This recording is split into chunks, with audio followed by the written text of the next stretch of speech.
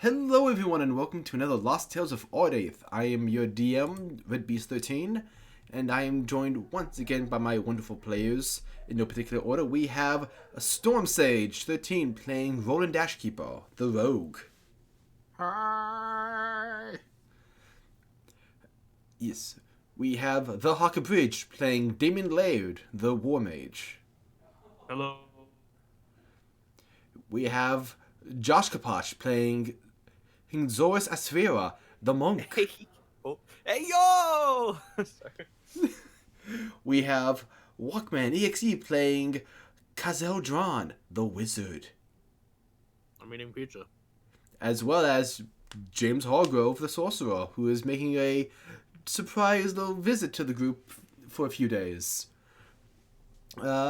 We will be joined later on by Rescuer. He is just running late tonight. Work was a butt and decided to hold him up for a little bit. He plays Aki Yokotsuka, the Warlock. All fun. Yes. It is the one who sounds like this. Very, very European. Yes, he if you've seen Walker's Platinum Watch, he's the one I based Gallus' voice off of. That's where that came from.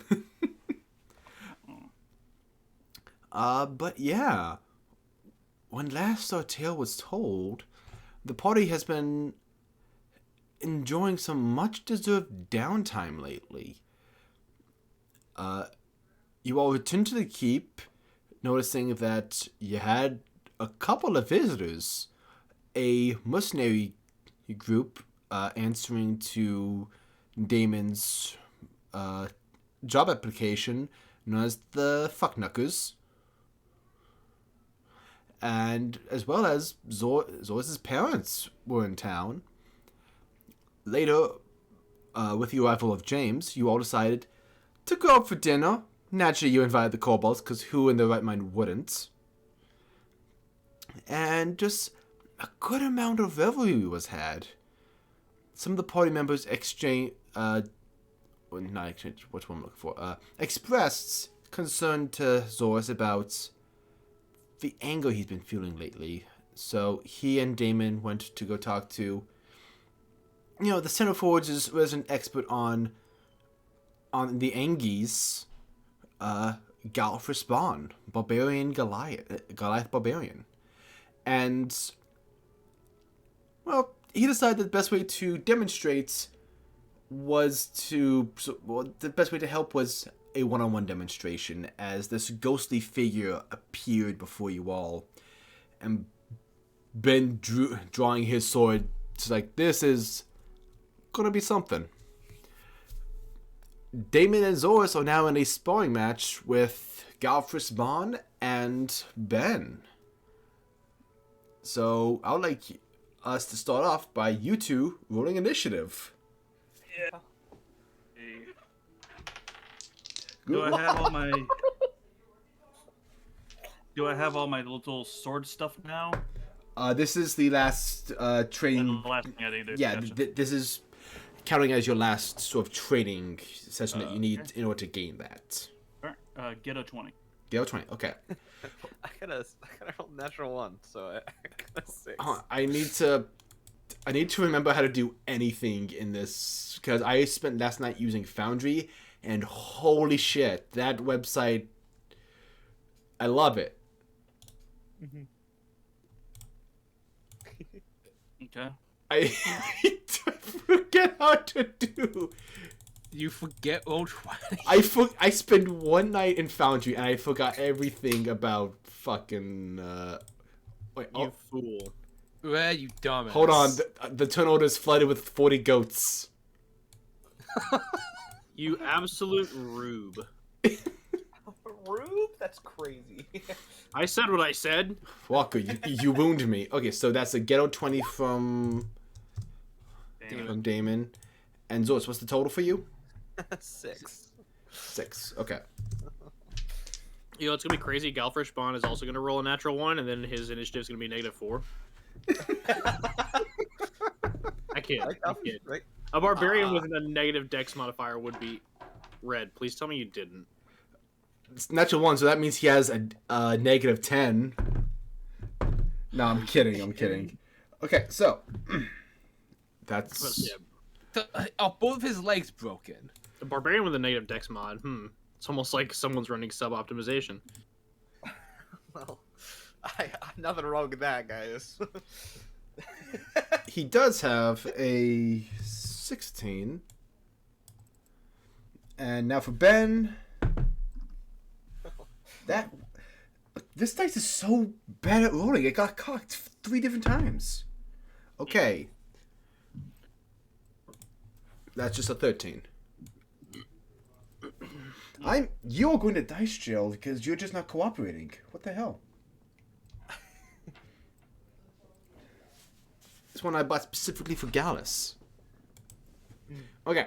Anyway, Damon, you are going first. What do you do? So which one am I going up against? They seem to be. The implication was you'd be fighting them both as a group. Basically, this is a 2v2. I turn and attack Zorus. Excellent. Okay. Well, No, they never saw it coming. Josh, this has become a 3v1. That's right. Wisdom monk is ready. I'm just looking at my. I'm just refreshing my stats because I've been playing spellcasters and paladins the last couple games. So like, what is the weird shit that Damon does again?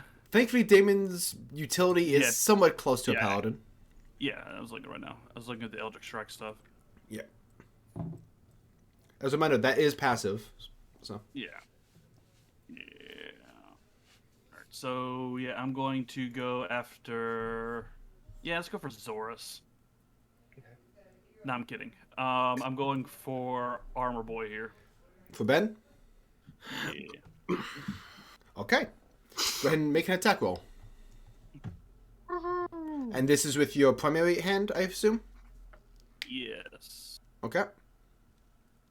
Well, because I need the full train. Oh wait, can I wield the other longsword on my other hand now? Yes, the idea in this is in this fight you are doing 2-weapon fighting.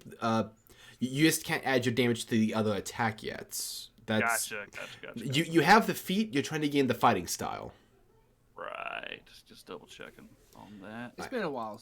Yeah. No, Yeah. This has been I remember because I've contradicted myself on this a lot, and this has just been a kind of a complicated feat chain that we've been trying to experiment with. That is. Let's see what modifier for my attack is with this weapon. That is a 28 to hit. Damn. Yeah, that's gonna hit. Ew. Let me get my D8. Oh, because of improved Eldritch Strike, do I have that too? Yes, that's passive. You added extra D8 to all attacks. And I'm gonna spend a spell slot and do the basic Eldritch Strike also. Okay. Go ahead and roll your damage. All right, the sword itself is a 11, and then the 2 for the strike are going to be. No, that's a D10. The dog has joined me now. My God. Ah, I called it. So, the 21 on the first hit. Okay, 21 reduced. Oh yeah, I was gonna be set to fire and ice for this. Okay, but the sword does force damage, right? Sword's just slashing. This is Trivis Voneo. Yeah, I haven't activated him. Trivis Voneo passively does force damage instead of slashing. Okay, I did not have that written down in my. Oh really? Oh, I'm sorry. Sheet. That's my bad. Literally, all I have says is when I say prove it, it summons a spectral echo. That's literally all I have in my notes. When I say prove, it summons a spectral echo. Hold on, let me check out because this is a weapon. Yeah, the damage type isn't in here. That's weird. Okay, so I'll fact check it later. You might be right that it's just slashing. So I don't know. Yeah, but his armor is still resistant to slashing anyway. Nah. Meh. You guys aren't the only ones with fancy gear. And make another attack, I guess. Yep, go ahead. This is going to be with your offhand. So with this attack, I'd also like an athletics check as sort of your training aspect to this. Okay. So roll the attack first. That's a 15 plus 10. That is a 25. Okay, that hits. And my athletics. Mhm. Whatever, those Damon had a good athletics. 24. 25. Okay. You don't add your modifier to this one just yet, but that passes the first DC. Okay. So go ahead and roll damage, which is just the longsword damage. Oh, I thought it was also with the improved smite. Yes, I'm sorry. I mean everything except no modifier yet. Gotcha. So it's a 7 for slash and a 8 for the. This one's gonna be ice. One arm fire, one arm ice. Okay. That is also reduced. It's 7. almost as if it's a song of fire and ice. Yes. Or a popular character.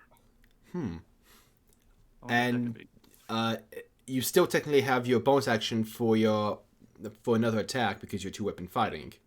Yep, so- and that's the one that I was trying to. Wait, so wouldn't that be the one? Isn't the bonus attack one the one that you don't have the modifier on? So No, wouldn't it have had the modifier on the last one? it's the offhand attacks. Like Okay.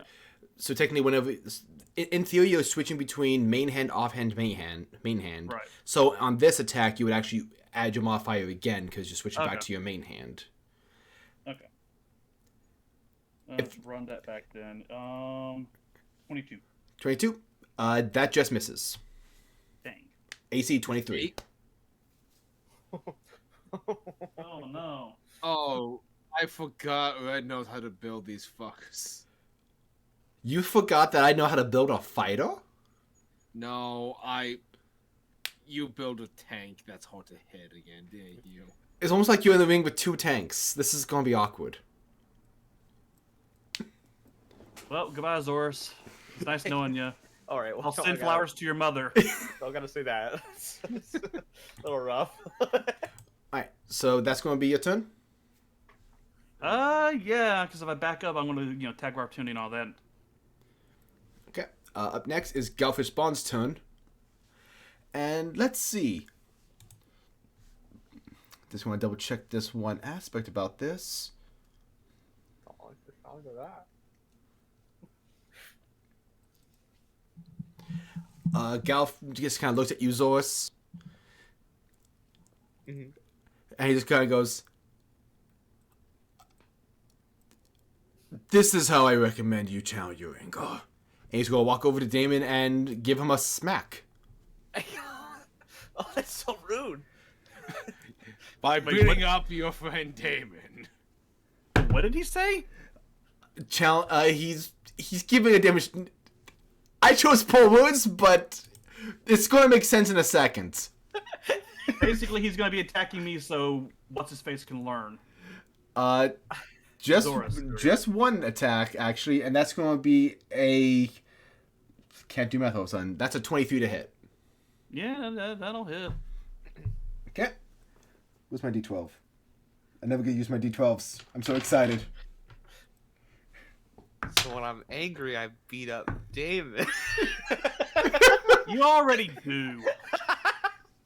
Actually, Zorus has only really fought Roland. He hasn't actually. He tried to fight Damon. No, he's fought Damon once. Yeah, but weren't you possessed by a nightmare? No, not that. We did it in an arena. Yeah. Oh right, I forgot. Yeah. Right. So that's brain. That's 17 points of slashing damage. Oh, that's fun. This guy could just eat all the dicks. And then the astral spirit just sort of hovers near you. Oh no. He's kind of pats you on the shoulder. Have fun with this asshole. And he's just gonna walk away. You can take an attack of opportunity if you want. Yeah, I'm doing that shit. Okay. Go ahead and roll an attack of opportunity. That's nat 20. All right. That's definitely gonna hit. Go ahead and roll damage with the crits.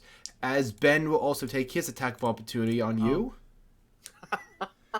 Because motherfucker guy's a sentinel. Fun.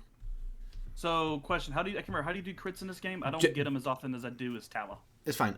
Just roll the dice, double all the dice involved, and then add modifier. So, Okay, so yeah, I'll do the.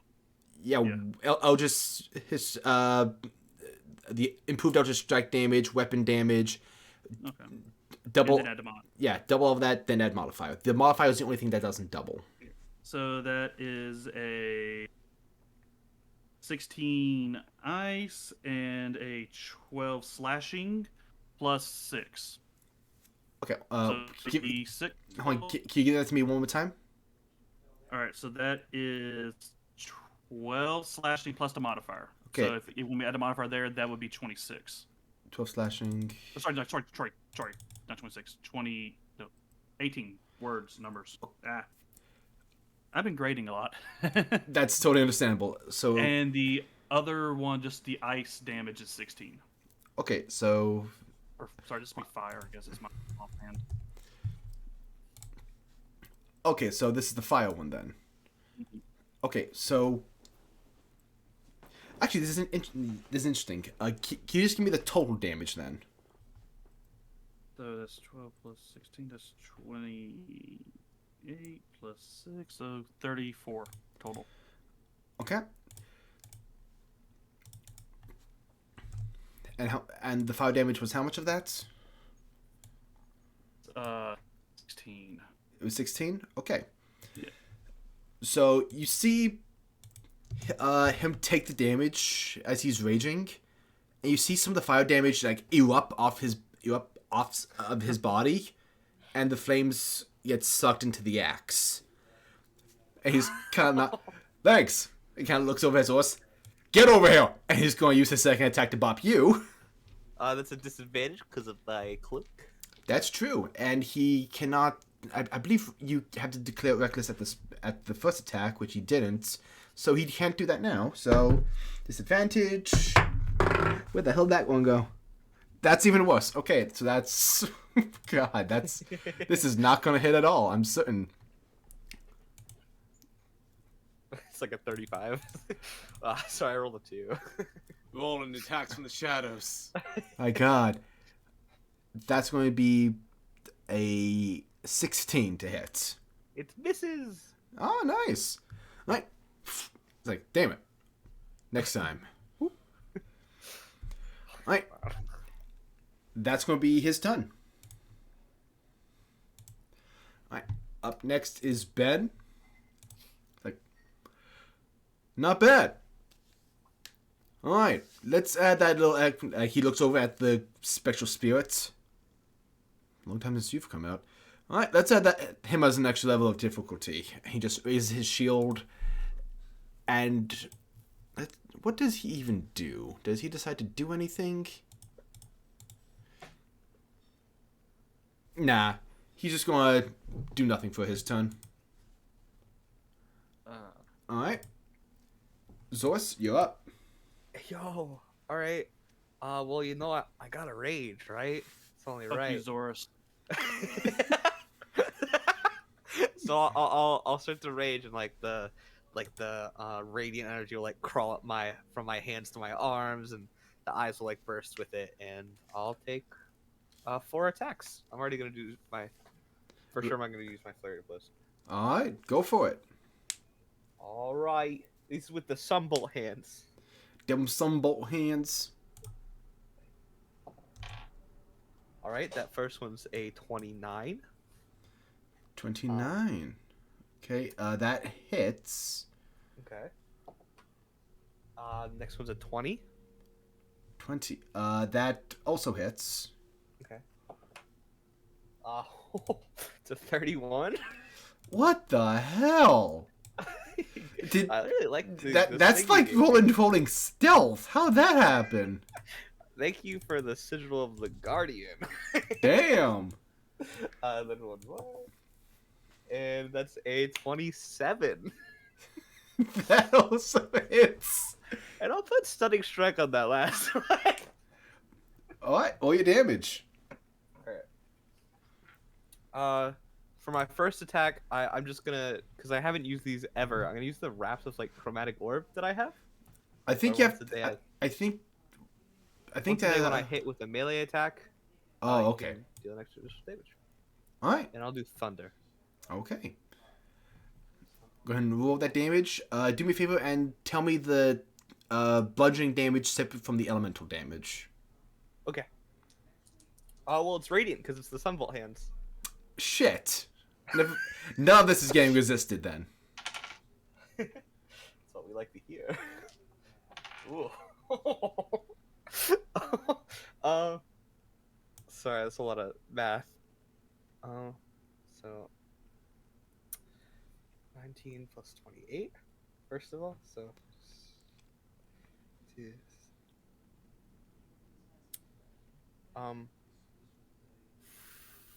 47 Plus? the chromatic thing. So 54. Oh wait, no, plus rage damage. So Plus 2. so so plus 2 for each. So that's gonna be 62. Oh, points. this is all the I thought this was one attack. So No, 62? that was it. That's so altogether it's 62. Okay, and he has to make a Constitution saving throw? Yep, 15, and it's at disadvantage because it's part of the flurry of blows. That's right. That is a 20. Yeah, you succeed. Okay. He looks at you just like, like, for flavor, let's just say that was all just one punch square to the jaw. With like the thunderous blow too. He blinks, looks at you, and just goes, "Damn, Gal, freaking Bahul knows how to teach him." I'm a little too mad to respond, but I'm like this angry look on my face. Yeah. And he just looks. He just going to tell you, don't just focus on the enemy. You still got a partner in this fight, right? Speaking of, Damon, it's your turn. Cool. So, questions about the Spectre thing that I rarely get to use. You going to summon a Spectre? Yeah. So, does that take my action to command him, or is he like on his own term, like a companion? Let me pull up my document on him because I don't even have his part of the reason I've never used him is I never got his fighting stats. You have I literally just have summon Hold on. spectral echo. Hold on, let me. Unless you send it to me like in a DM, I'm opening up its like you have I see that you have access to its actual token. Is it it's a second sheet? Yeah, you have access to its character sheet. So that was collapsed on mine. Oh. Yeah, I did not see that I had that. That is good to know. Another option that I had a question about, like, does it share his initiative? Just double checking because Or does it roll its own? I believe it shares an initiative with him, and once you give it a command, it follows that command. Unless if no commands, it kind of follows similar rules as any other summoned creature. Where I know rules say like they roll their own initiative, but it's easier to keep track of if they just share an initiative with whoever summons them. Let's see, plus 2 long swords made of blah, blah, blah, blah, when they are summoned. So, it's a bonus action to speak the command word. Okay. I'm gonna speak the command word. All right. So let's get. Okay. Do me a favor and roll me a d6. So I did not know that I had a separate sheet. Maybe. No, it's cool. I might actually try this thing where I actually have the items in individual tabs. That way, it's easier for you to like. Because it's a beefy description. Yeah, that is a 5. A 5. Right. So the appearance of the sword is the Spectre takes is of this dwarven woman in leather armor holding a broken shield, wielding a very similar, wearing a duplicate of the sword itself. All right. Okay. Okay. So, does it take my turn to make an attack, or can it go on its own? Is what my question was. Okay. Let me double check it. Its bio. I know bonus action to summon the echo. It's been a while since we've used this ability. Bonus action on each of my turns to command. I'll allow you to use your bonus action as a part of summoning it to command it. Okay. So if you want to say, fuck up that guy. Yeah, I'm just gonna have him engage the other echo that's attacking me. Okay. This fucker. Like that is his job, fighting that guy. Got it. Until he's gone. Then he fights this guy. Or sorry, no, I'm gonna have him go and help Zorus after that. Okay, so Kill attack this guy, him, then go that guy. then him. Got it. Yeah.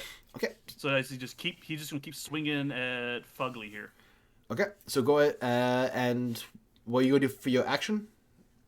I am going to use mine to attack the attack my buddy here. Let's keep going. Roll your attack at disadvantage. Oh no. Because the Spectre, as accordance to Ancestral Guardian barbarians, It's so mean. yeah. Zorus turns into One Punch Man. I have an arm tied behind my back. While you're raging, the first creature you hit with an attack on your turn becomes the target of the warriors, which hinders its attacks. Until the start of your next turn, that target has disadvantage on attack rolls that aren't against you. So, because you chose Ben, this attack's at disadvantage. Okay, because he attacked me? Yeah, because he attacked you and the spirits decide, fuck you. Alright. So this one right here is Ben, right? Yes, that's Ben. So what? Okay, because earlier when you moved this guy's token, I thought you said Ben. I was very confused. Like, did I have the wrong name written down? No, I'm sorry. Crap. So go ahead I and must have been- roll your attacks at disadvantage. Okay. As the spear is just kind of getting in your face and laughing like a fucking lunatic. So with disadvantage, it's a 25. With advantage, it would have been a nat 20. Oh, that's unfortunate. I know. How sad. Alright, so roll damage.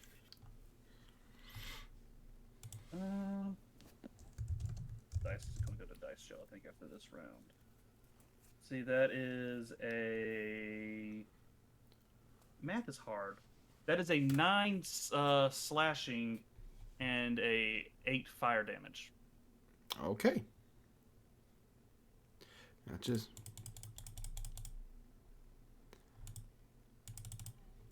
Okay, And I have an extra attack. you do. So go ahead Is and that one disadvantage also? It is, but the athletics check made for the skill check is not made with disadvantage. Okay. 23? 23 just hits. Okay. And For the skill check, skill check. I always forget how good Damon has for... he's a strongkey boy. Yeah. It's 24. 24 succeeds as well. You're finally getting the rhythm of sort of like balancing two swords at once. Go ahead and roll damage. Let's go. Is a grand total of 10. That is 5 slashing and 5 fire. Okay. And you've already used your bonus action to summon the Echo, which go ahead and roll an attack for the Echo as it attempts to slash at the Spectral Guardian. It's a 15. What's his modifier? Going back to his sheet again. Plus 8 to attacks. Okay. So that is a 23. Again. 20 Oh yeah, that's right. It's the Echo itself that does the force damage. I forgot about this. Yes. Yes. 23. You see as its attack just goes right through the Spectral Guardian. this construct isn't here to really attack. It just seems as though it's able to negate, like, reduce damage to party members. Like, this isn't something that can actually sustain damage.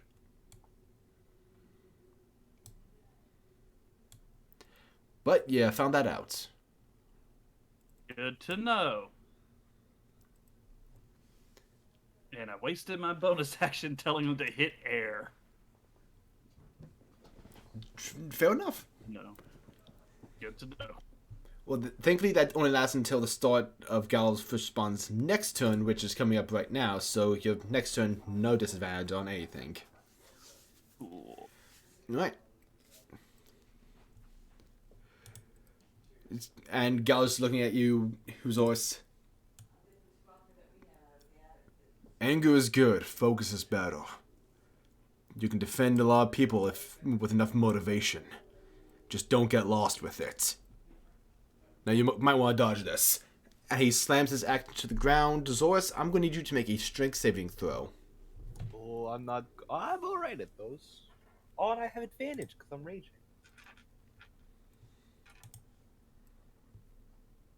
Is that right? I need to check. No, you do have advantage on strength saving throws. Oh, okay. I didn't know if it was just strength checks. It's both.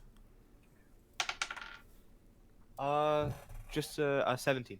17. Let me double check the... What? One second, I need to move this over here.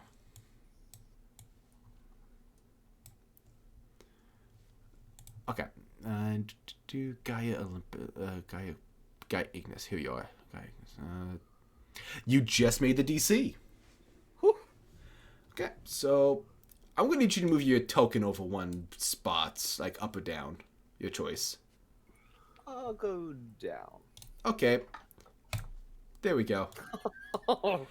As you feel this extreme heat begin to permeate through the ground, as a wall of lava bursts forth.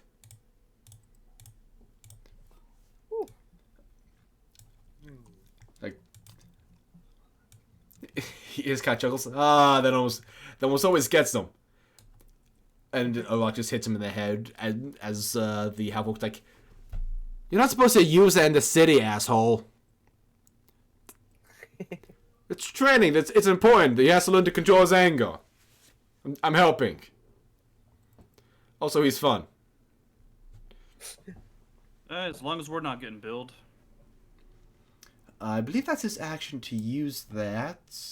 So, Oh, no, even like half damage? no, you're going to take some damage in just a second. Don't worry. Okay. I'm just double checking some things. So, Oh, I didn't bring out the stats on Wall of Lava. Shit, 1 second. Of all the things. I got prepared like 2 seconds before the session. Today was very, ramshackle for me.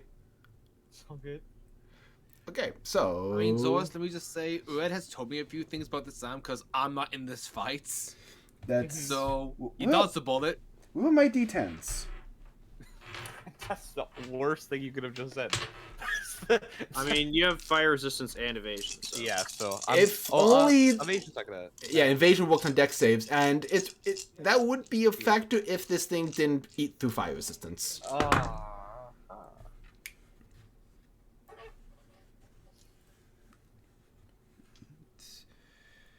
But at least you saved. Yeah, you save, so it's half damage.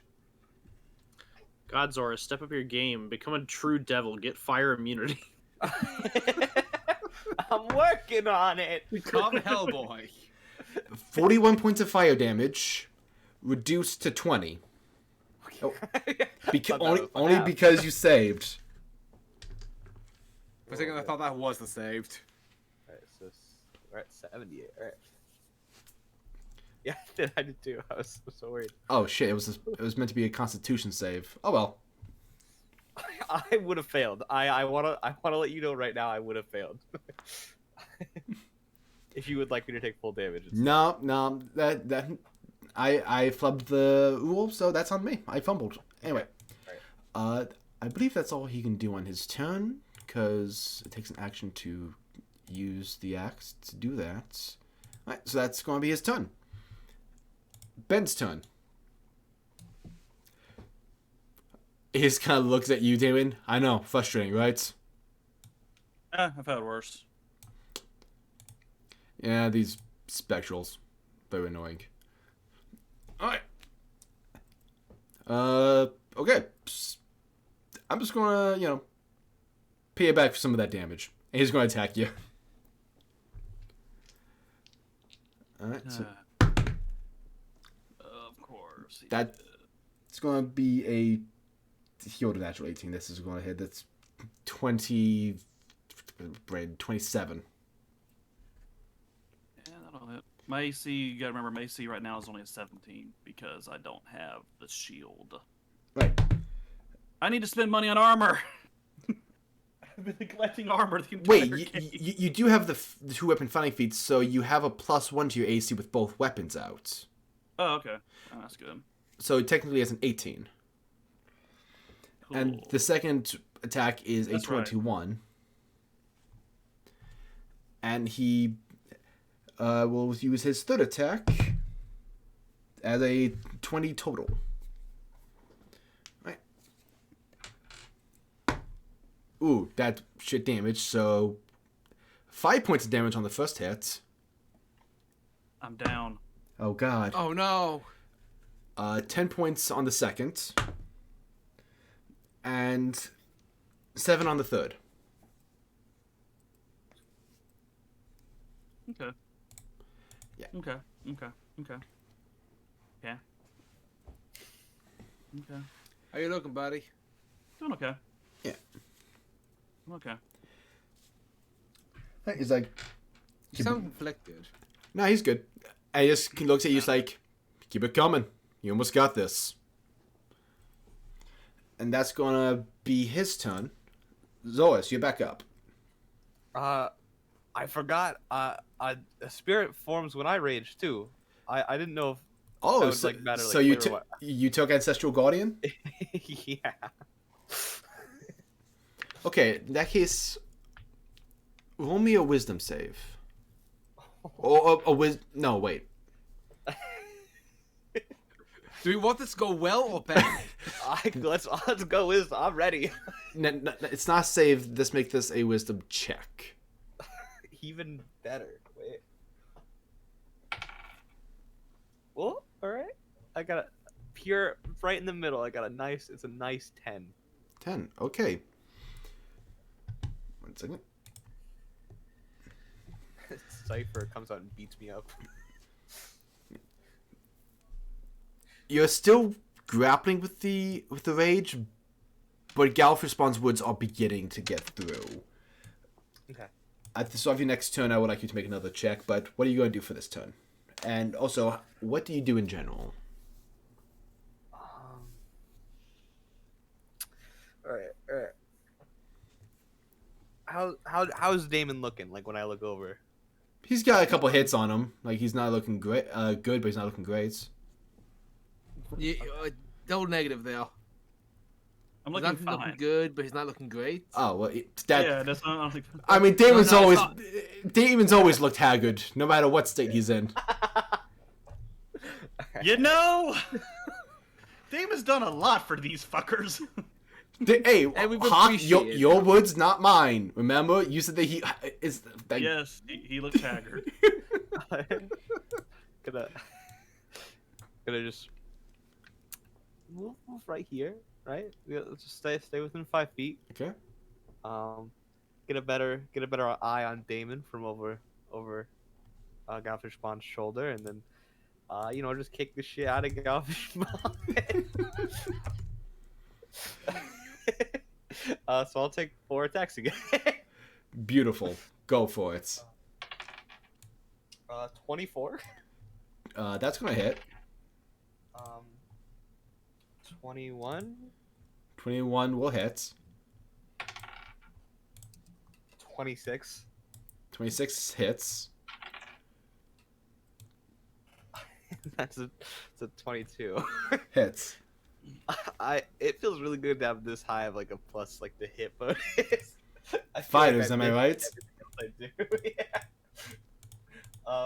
Alright, well, I guess I'll roll the damage. That's not as good as last time. Ooh.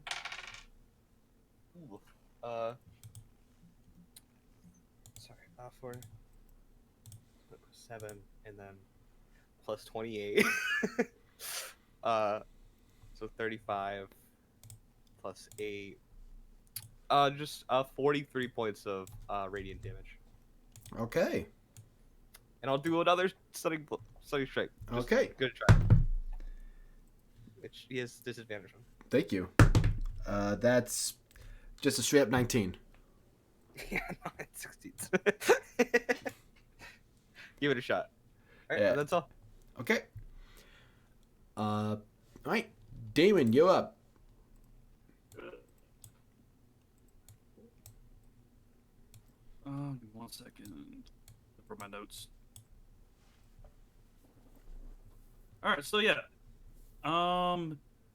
so Spirit Boy here, who's disrupting my mojo, he'll summon the guy Zor's fighting. Yeah. Yeah. All right. So I'm going to use my bonus action to tell him to, because I'm still not smart enough to know not to attack this thing. So I'm going to send her to attack this guy.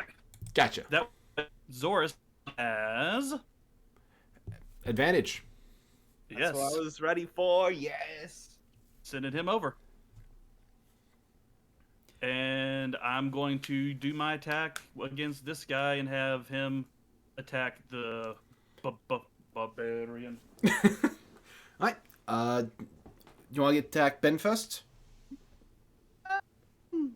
Yeah, let's just like they both happen simultaneously. I'll do my Ben ones first. Okay. Go ahead and roll your attacks. This time with no disadvantage. Good.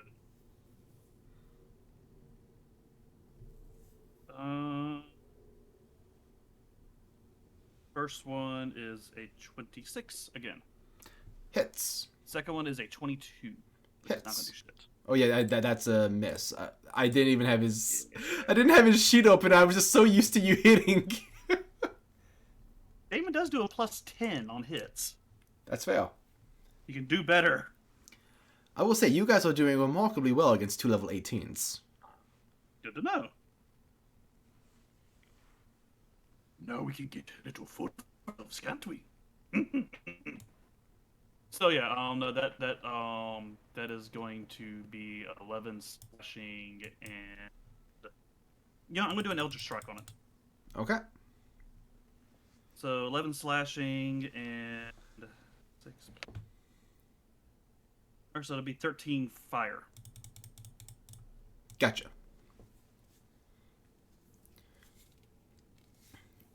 Okay. Go ahead and make your second attack as well as your athletics check. Well, my second attack was a miss. Oh yeah, you have your third attack.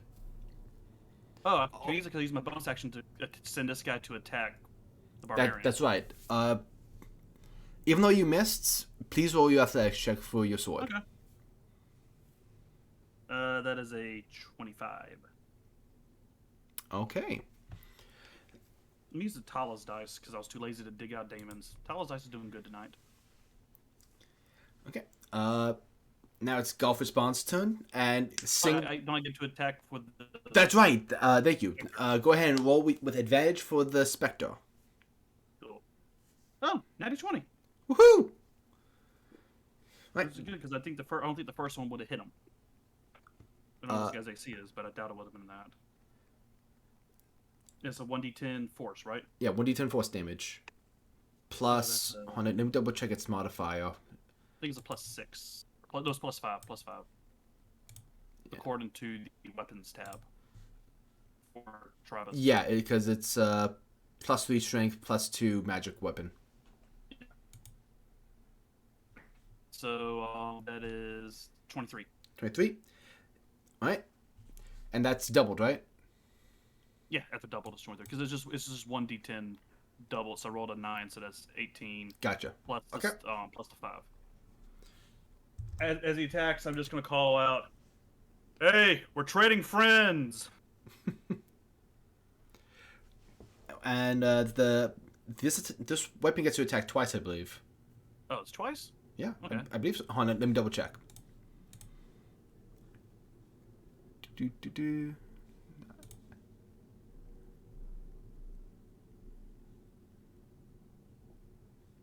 know what? I think you're right. I think it's only one attack.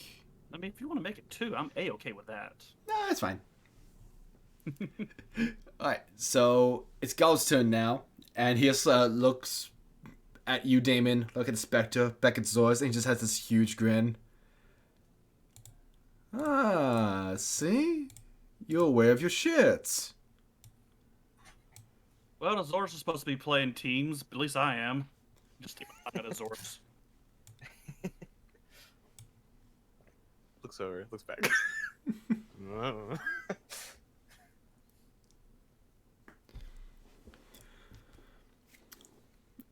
what? Gal's not even going to bother attacking the Spectre because he does not even assume it can be attacked like his Spectre. So he's just going to reckless attack you, Zoris. All right. Ooh. Straight roll, that means, because you still have the Displacer Cloak. That will be a 20. That's my armor class. Yep, that hits. Meets and beats. And the oh shit, that's a natural 20. Okay, well, it's a little rude. Okay, so He'll be fine. first attack is 11 points of slashing damage and 8 fire damage, which burns through your resistance. All right. Does the slashing burn through, or? The slashing doesn't because you are raging. Cool. So that what I say 12. So it would be 14 points, right? Yeah, 6 slashing, 8 fire, so yeah, 14 points of damage. Okay. And then the critical, which halved because you're raging. Uh-huh. Never got a chance to say that before. Let's see. Brutal critical, I Don't like the brutal critical. okay, so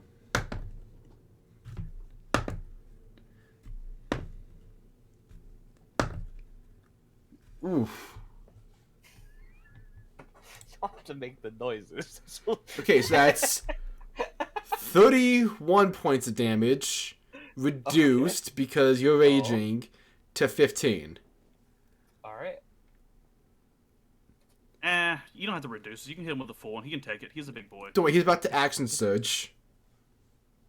I'm kidding. I'm kidding. Oh, okay. I was about to say, he's a fucking multi-class! I was in it. I was ready. But that's gonna be his turn. It's like, come on, show me. My heart stopped. Oh, sorry. Come on, show me, kid.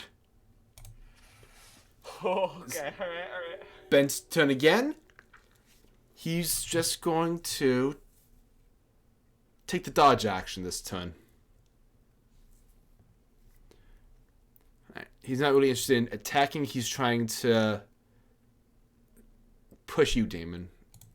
Alright, Zoris. I want you to make another wisdom check. All right. Come on. Come on, Zoris. Oh, one higher. We're at 11. I will give you a point of inspiration to attempt to roll that again. Okay, all right. Shouldn't have done that. What'd you get? That's a 2. So 11.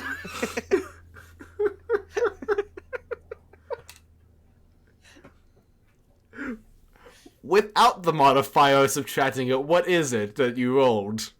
A 13.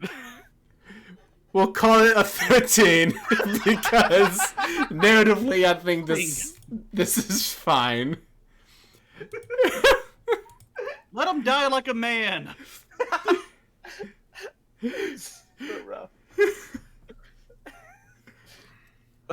Lowers the mug. See, guys, it pays off. As this radiant energy that is coming off of you begins to form a humanoid shape. Humanoid shape with wings. Zypher. Yo. A sky dragon?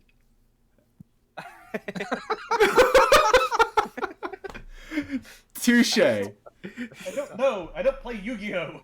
It sounds like a Yu-Gi-Oh thing. It is. Slide for the scratch. You cheeky. Anyway. Go ahead and make your attacks. All right. Let's get going. All right, these are advantage, right? Because the spirit. Yep.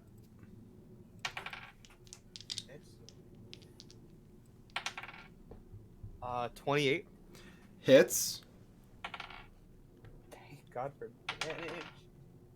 It's not great. That's a 19. Hits. Okay. 23. Hits. That's rolled 2 natural ones. Let's make that one. There we go. So 26. 26. Yep, that hits. Dude's Alright. AC is 17. I have a very low chance of missing. He is all hit points. Mm-hmm.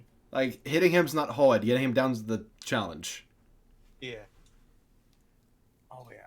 Let me fix my key points real quick. There we go. Okay.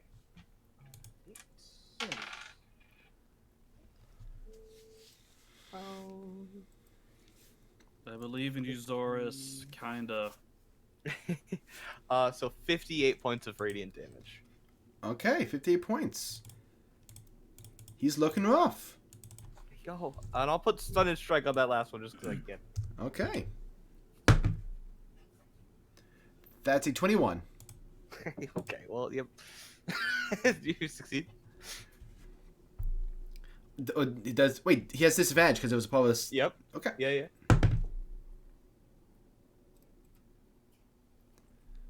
14. It's a failure. The last punch gets him in the gut, and he's like, he's still smiling, and then all the muscles stiff. He's just like, oh fuck. Oh, next round's gonna be rough. You see the only muscle that seems to be working is his neck as he's just shaking his head. Oh man. All right, that's my turn. Alright, Damon. Alright. I'm just looking over some of the funky things I can do.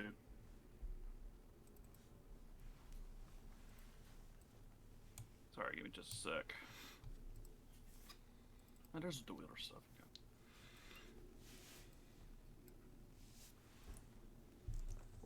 Anything up that high? No, I don't. No.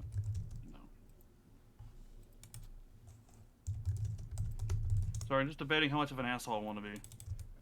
If you reminded that this is to sort of get the 2-weapon fighting feat, so yeah, it has to sort of be weapon attacks. Oh, it has to be that. Yeah, I know. I'll hold off on what I was going to do because I could have done something in conjunction with that. But I'm just going to keep. All right. Go ahead and make your weapon attacks with disadvantage because he's taking the dodge action. Yeah. I was thinking about just summoning other random crap like spectral weapon or stuff like that. What? To help out and fight. With disadvantage you said? Yeah. Okay, that is a 23 on the first one. 23 hits. Yeah. And I'm going to burn a Eldritch on that one too. Okay. Roll in the... Ooh, that's actually... Okay, that's actually a really good hand. I'm glad I switched those dice out. That is a 11 again on slashing. Okay. And then the fire damage is 14. Okay. And will your second attack with the athletics check? Yep, and disadvantage. Yes. But not on the athletics check. No. 24 then. Hits. And with the athletics, 17. 17. Okay. And that one's just the fire and the regular. So damage-wise, Yeah, he's gonna be taking. Gonna be taking 14 slashing and a grand total of 1 ice damage. Okay. It's a little nip in the air, and then I'm back to my dominant hand again. Yeah. Yeah.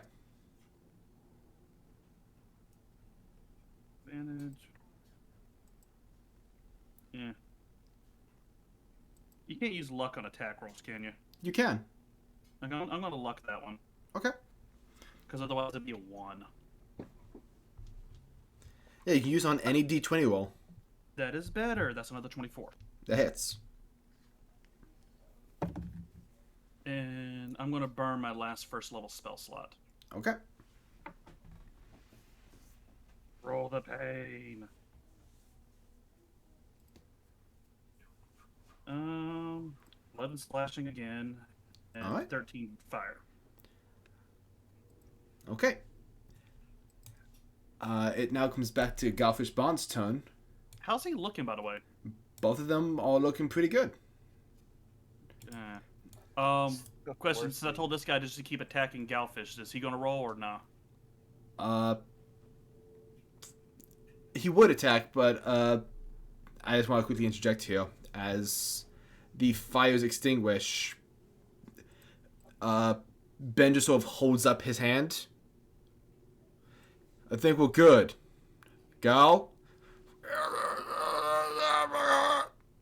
I think he's got it.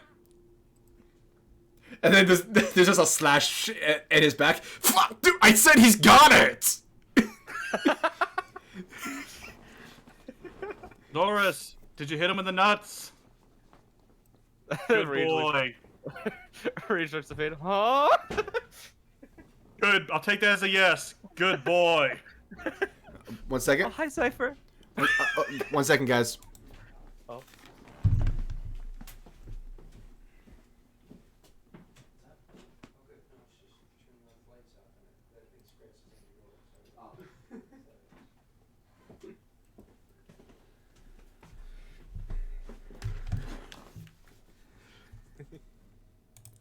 I am back. Okay. Zois, you feel a sense of calmness in your mind along with the rage. The anger is still there when you rage, but it's not exactly blinding anymore. You can still distinguish priorities, like it doesn't consume you. So, Galzo says, this isn't a fix, or like anything, it requires constant work, so,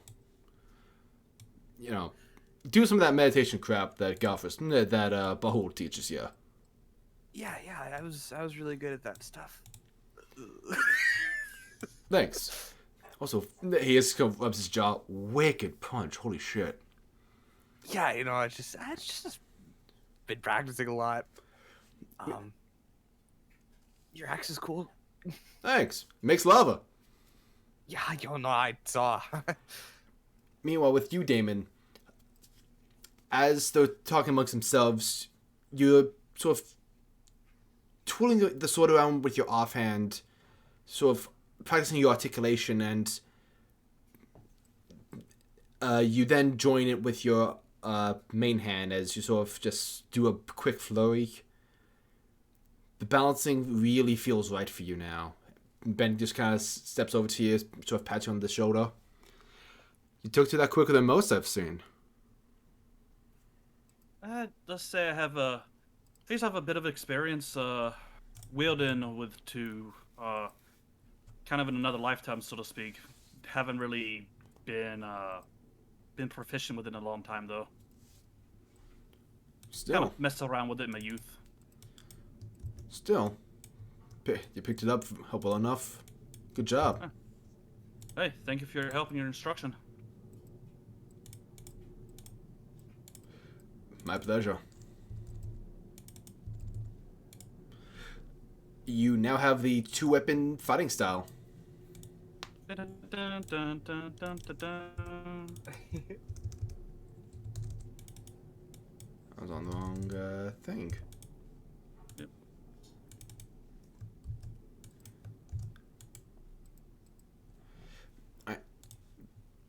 closing a few things. Alright. Congratulations. You did it. Benjamin calls over to Una. Hey, Una. We're all kind of messed up down here. Do you think you can provide some healing? She just looks down. That's not my job. Fair. And I'll be right back. Just gotta run to the bathroom right fast. Sorry. Alright. Good job, team. I was almost hoping when Zypher appeared, he'd be like, "Oh God, where the hell am I?" Zypher just appears. He's like, "Is this hell?" Oh my god, no. I'm in hell, aren't I? Oh god, I'm trapped with Zoras. Oh god. I'm trapped at the whims. I'm trapped at the whims of an adolescent tiefling. Is this hell? Yes.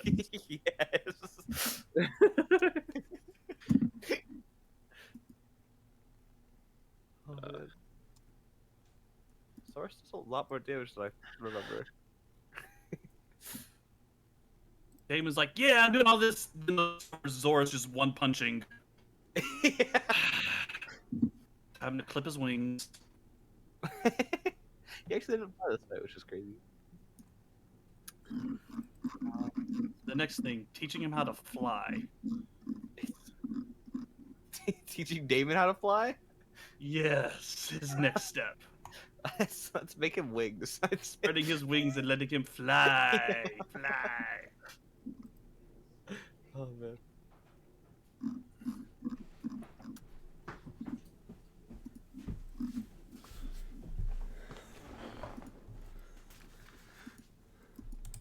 I have returned.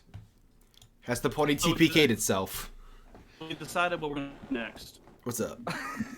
We're going to give Damon wings and teach him to fly. I'm a demon. Okay, roll for demon. Alrighty. That's a 12. You fall and die. It's terrible. Oh. Everybody cries. Oh God. I rolled again just to see what happened. It was a 20. Oh no, you explode. Do I like see Zypher? Like, did I see him over my shoulder before I stopped raging? Oh, you see him. Hello? He just sort of nods to you. Oh, that's so... So you're just, like, here now. It's called, Hello? it's called Ancestral Guardian for a reason, my guy.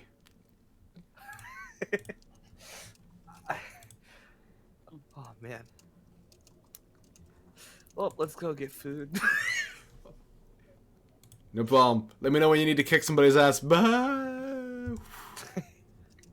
Gallus walks over, punches his guardian in the face as it disappears. Hate that guy. Alright, You not don't too fond with him either. Also, I thank the sword as it returns. It just gives like nods to you as it fades into the smoky wisp that returns into the sword. My guardian's really nice. He's really cool. Mine's a douchebag. He was laughing a lot. Yeah, that was my uncle. That was your uncle? Yeah. Yeah, no, I like my homie. That's good. That's good. Yeah, yeah. Your guardian's someone who you have a real attachment to, and good or bad. Thankfully for you, it's a good attachment. Yeah. I'm like the reincarnation of a hero, I think. That's cool. Shit. That's all. All right. I didn't mean to brag. I was just trying to like clarify. I'm gonna go. Thanks for the help. And Zor's will awkwardly fly away. All right. There goes my ride. All right, Storm and Walker. What are you guys up to? I mean, I sent you the list of what I'm doing. Right. I just wanted to know if you want to do any RP elements involved in that, or if you just wanted to start rolling for it. I mean, the nerd squad, like they'll talk if they want to talk, but for the most part, like they're probably just gonna be, nose to the grindstone. Okay. Now, If Roland is- wants to interact with the nerd squad, he's welcome to. It's just we're just working. Yeah, Roland was going to go to the nerd squad, see if there's anything he can do to like offer his assistance, as minuscule as it may be. Oh yeah, I gotta go check in with Helmy first. Well, that just started, so you know you're not going to Oh, get yeah, that's right. a response for a little bit, so you can probably go provide some aid. Might speed up some of their walk. Right. Oh, Well, hey guys, just- just a heads up. Taylor's here. Oh, cool. Okay. Roland goes to the keep to check in on Kaz and James to see if he can like just sort of enters the lab. Hey guys, just wondering if there's anything I can do to help out. Just need to stay busy. And anything I can do to lend any assistance? I assume at this point James is deep in his trance, like working on it. So I think that like he's already carved the wand from wood and is just kind of like channeling magic through it. So I imagine like tendrils of like dark red, like dark crimson, like energy are like arcing out from his hand, like fingertips, just to kind of like moving across this wand as it's imbued with arcane power. James is kind of busy right now. While Kaz is just sitting there with like 3 books open, just like reading all of them, and just looks up and he goes, "Hey, Roland, what's up?" And he just like goes back to what he's doing. I was kind of hoping like they don't acknowledge him and he's just standing there awkwardly talking to himself for like 15 minutes before. Well, you guys seem you got this under control. I'll just. I think that Spit and Kaz acknowledge you. You see Spit with these 2 vials, also wearing very large glasses. Like, James is kind of in the sauce right now, but you can help me with some potions. Yeah. Just wondering if there's anything I can like help with. Wait, oh yeah, I'm an alchemist. Let me help you out with that. Yeah. We're making new flavor potions. Oh, I also do have something you can help with once you're yeah? done helping Spit with his thing. So before James kind of went, deep in the sauce, he gave me this bag of gold, and he just like holds a bag of gold. It's like apparently a lot of the components that we have here that James acquired. Apparently one of his buddies just stole them, but left no trace. So if you could just like King of Thieves your way into a place and just leave this bag of gold on a counter, like that'd be great. I've never broken into a place to put money there. I would love to try that. So, sold? Cool. Storm, you turn and you see Gregor in the back corner, just like kind of shaking his head, just like almost just like, I don't see why this is such a big deal. I mean, wait, he didn't leave a trace at all? No. You didn't leave like a calling card? Bruh. Why would I want to draw attention to myself? To brag? I'm not interested in bragging. Then you're doing the whole thief thing wrong. And I go out to reverse heist the money. Okay. Wait, no, you haven't.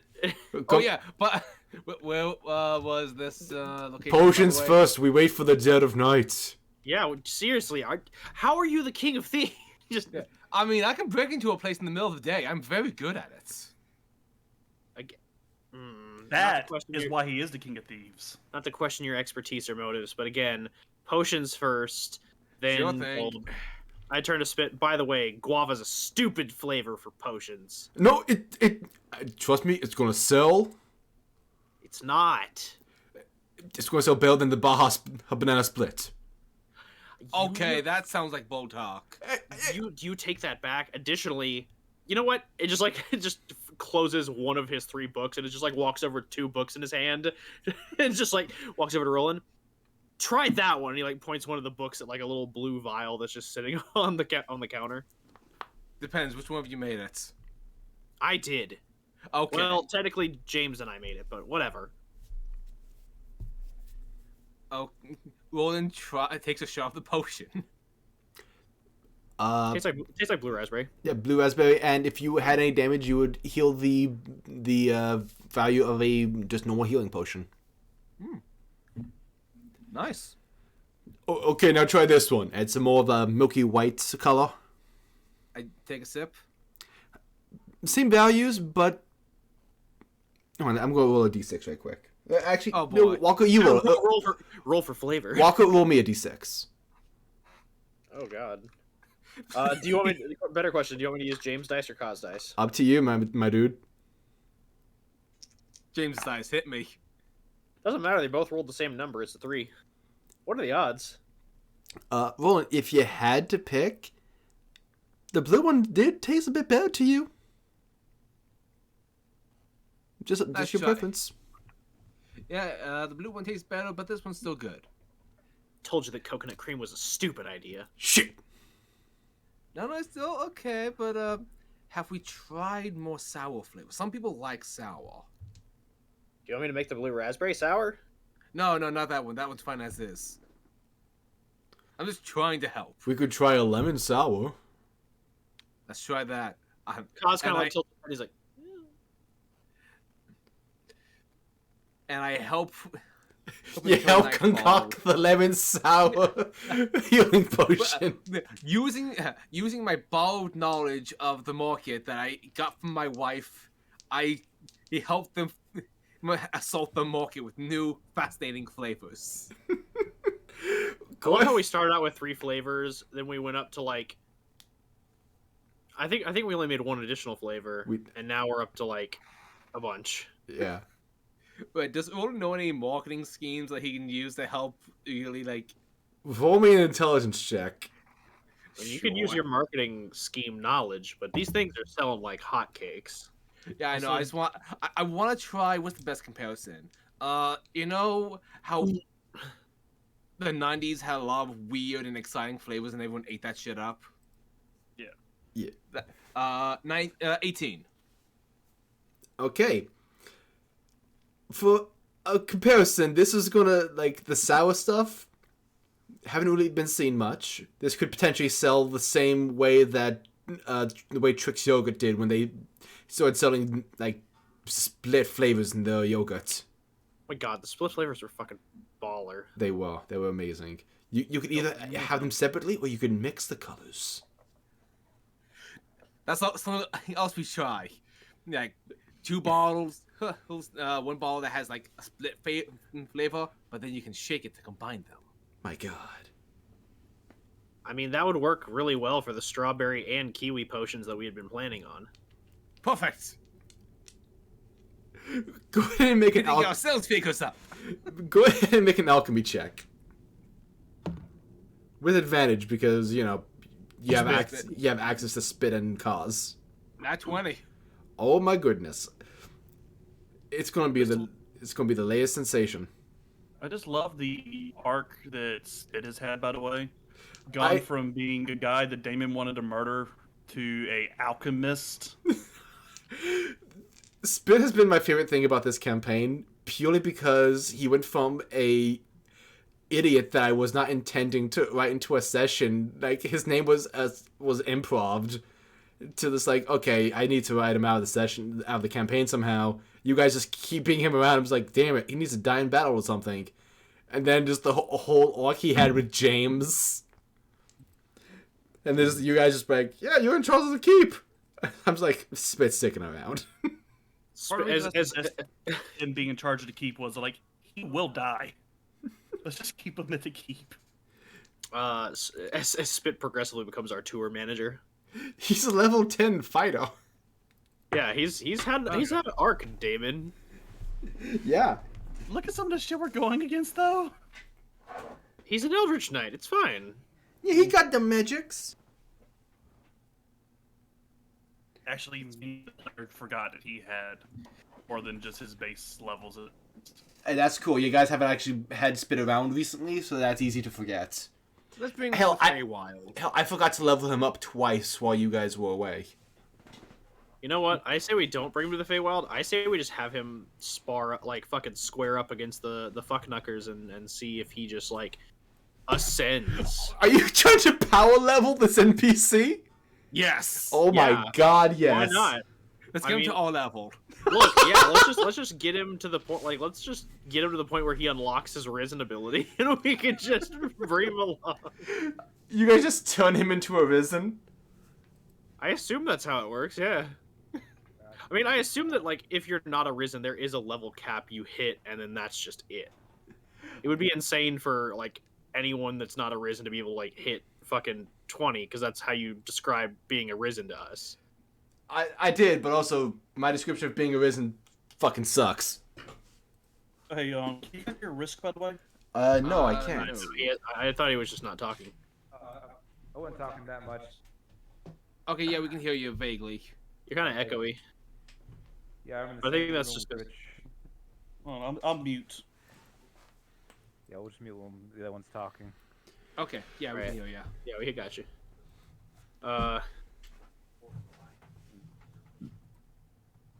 Anyway,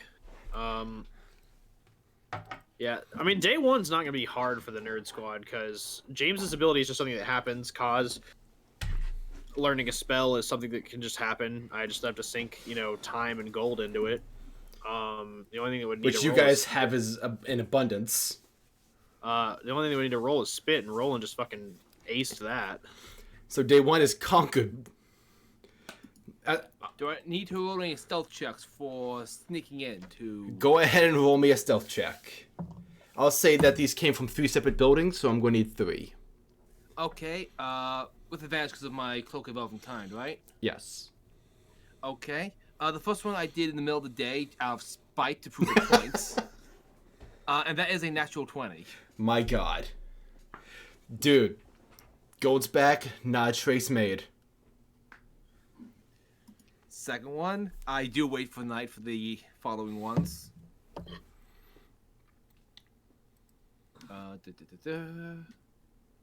Where are all those skills? 32. 32. Yeah, we'll say that definitely works.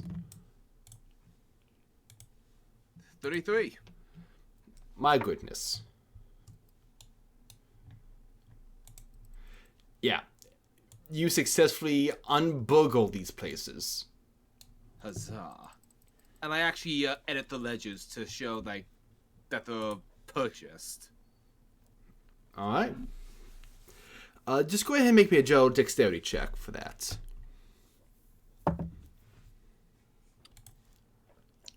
Okay, that is 24. 24? Okay. Yeah, you managed to replicate the handwriting very well. So you're pretty sure that this is like the most successful delayed payment ever made. They should call me PayPal. My god. Now, speaking of that, I gotta send a payment. Continue without me. Suddenly, Dane has the urge to murder Roland for that joke. Risk, is there anything you want to accomplish during your downtime with Aki? Trying to think what would be fun to do. I'll get back. Okay. If anything comes to mind, you can speak up, or you can hang out with any of the other players. Yeah. Right. I'll think about it for a bit. Okay. You guys have 5 days total before the Fey Court event. In which case, Walker, let's see, I have your notes here. Day 2, you spend teaching Spit and Kaz etiquette. Yes, and I feel like as well. During these lessons, I feel like just to save time, James calls down Roland as well to kind of like review that, because like I assume that Roland helped them invent like a bunch of like flavors and like marketing schemes. So James is basically going to go through them with Spit and find the ones that are like going to be the most profitable, because his thought process is like, we need to like release these carefully. If we just do a bunch all at once and try and flood the market, like it's just gonna stagnate. Could Damon actually get involved in that? Because he had something he wanted to pitch. Oh, 100%. Like if Okay, cool. Damon wants to come down and work on flavored health potions, like Spit Yeah, will go ahead. absolutely invite you. So Damon's idea is more about marketing our brand as a group. Our guild and the guilds below us. he's going like he also wants to say we'll pay out of pocket for the basic people who work for us when they go on missions to take these potions with them. Even they go further out to area, maybe territories we're not in yet. Use them, yada yada. So these potions make us stronger. Kind of a snake oil kind of thing. Okay, so just to confirm, you're talking more about, word of mouth marketing, because if this is a pyramid scheme, like, I think that is going to just blow up in the guild's face. Not that I am affiliated with it anymore, but I'm just providing my no, nowhere near that, lad. What I'm actually referring to is we use them one, we slap the guild's branding on it. It'll get our notoriety out there, so people contact us and our mercenaries for more jobs. And we have them serve as endorsements as they go out and about and use them. Again, make the potions sort of the official sponsor and vice versa. Yes, word of mouth advertising. That's but not a pyramid scheme. Well, you referred to as snake oil, so that kind of put me on guard. Yeah, that was that was me at a character kind of like okay. Like, oh, we've won this battle in part and thanks to this thing kind of stuff. So that Okay, so like how they would promote snake oil BS, but actually works. Okay. Yeah. So you're talking more like a basically endorsement campaign. Yes. I mean, if we're looking to do that, we could even just like try and sell our product to members of the other guilds as well, yes, but also members of like the Center Forge. Hey, that was my next step. Yeah. Also, why not actually just with them? go the next step and actually start flavoring like strength potions and like potions of haste? Because I know some of the ingredients on like some like giant strength potions are kind of nasty. Hey, it's almost like you've been reading my journal. You haven't, have you? No, I respect the privacy of my guild members ever since I made my terrible mistakes in the past. I'm joking. I don't do books. I hand you back your Oh, journal. I can surely tell. Hey, I've started a mercenary guild pretty effectively. That doesn't discredit the fact that you are not book learned. That is just a statement on your experience and what you have been able to accomplish. I'm just saying that you said I don't do books well, and I agreed with you because obviously your diction speaks volumes. So, is there anything else you need, James? The etiquette training you mentioned? Well, that's more of a private thing, but if you want to stick around, you can. I just would advise that if you're going to stick around, you actually learn something and not provide input that will detract from the lessons that need to happen. No, I wasn't going to interrupt that. Shockingly enough, I know etiquettes. So, I wasn't going to interrupt that at all. Nope, okay, cool. I'm just putting that out there. Like, Damon, you're welcome to be here. The expectation is that you sit and listen and learn. Hey, if you wanted, I could actually help you with your etiquette lesson. Nope, that's exactly what I was talking about disrupting or detracting from what I am doing. Rig, can I roll to make a perfect table setting? Does Damon know how to make a perfect table setting? You know his backstory. You know what he's been around. That's why I'm asking. Yes, he does. Go ahead. That is up for debate. No, wait, hold on. I do remember that before the big shit happened, there was a situation where you could learn that. So go ahead, and I'll say that Damon does know how to put together a good table setting. Can I also do a performance check just to see if I can roll full one of those like little swan out of the napkins? I'll allow it. You know what? Just for flavor, James will provide him all of the silverware that would be required to, make a perfect table setting. That is a 23 for performance. It looks like a goose. How dare... No, it looks good.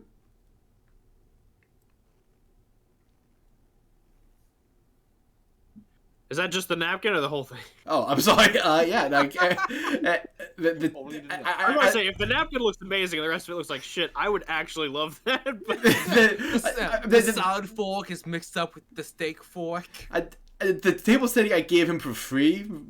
I thought the performance was just for the swan. Okay. Yeah, the swan looks immaculate. That doesn't even use any like tools or pins or nothing. Like it's like large scale origami. Bravo. this is nice.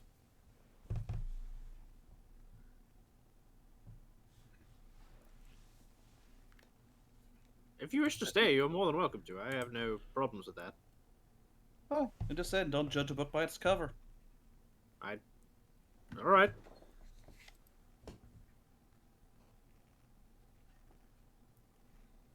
So yeah, we'll just chill and hang out. In that case, I think Kaz and like Spit, upon seeing like the table being folded out, start just kind of like messing around with the forks, and James is like, "Nope, put those down." All right, let's just get into it and kind of start covering what you need to know. And Kaz is like, I mean, it's just like a fancy like ball. Like, what could I need to know? Well, do you know how to dance? Oh shit. And that's what I thought. Very well. We shall go ahead and get right into the basics of just speaking. Kaz, or should I say, Sir Khazel Dran, how are you doing today? I'm doing pretty great. No, please make eye contact, speak clearly, and from the diaphragm. I need you to project that you are here with some authority, and that you are willing to meet with people and understand their point of view. Okay, you're still not making eye contact. Like, look at me when you say okay. Can you do that? Okay. No. Okay, now, Damon, do you see what I'm seeing? Like, he's got crazy eyes. He's widened his eyes out. We're talking about cause, right? Yeah. All right, cause. One thing I recommend: don't look like you're trying to make eye contact too hard. You'll be intimidating. You'll kind of make them scared. All right. You ever have a dealer that you're very friendly with, but he's a little etchy. You know, you don't want him to tweak out and pull a dagger or anything. So you just want to stay calm, relax, keep eye contact so he knows you're not shifty, but don't try to be intimidating.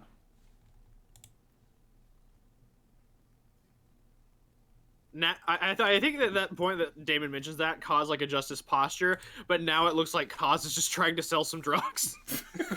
Oh no! You're not selling. You're buying. You're buying. For a discount. His like body language is all over the place. He's Convince him you're not a cop.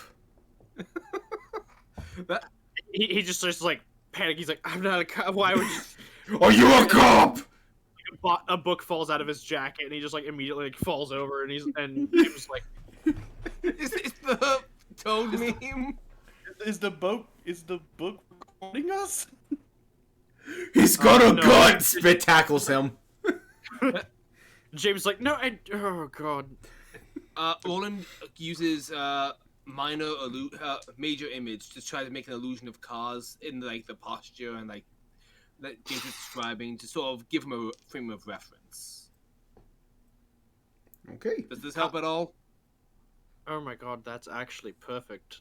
Kaz, do this. It's very creepy looking. No, it's fine. Kaz straightens up and does exactly that, and he's like, Damon, positive reinforcement! Positive reinforcement!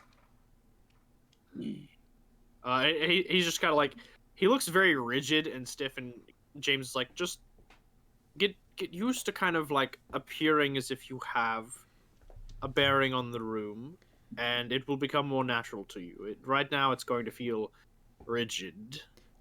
Can Very I uncomfy. can I try something? Are you Cause going to... I'm going to ask you something that you're not gonna like, but you have to trust me. Do you trust me? Is this a trap? It's not a trap. This will help. I saw it in a. I read it in a book once. Ah, I trust books. Okay. I need you to hand me your spell book. He just immediately like the longest. I read this in a book, and you trust books, right? He hesitantly. You know what? What's Spitz? You know, I don't know that. I think Kaz is going to make like either a sleight of hand or a deception. He is going to hand him a book. Okay, roll deception.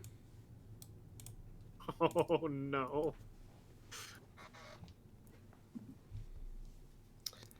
Well, thank God that my charisma is a little higher than it used to be. That is a natural 20. I wasn't even gonna roll insight against you. He's trusting you. Yeah, Kaz just hands him a book. Okay. And he places it on Kaz's head.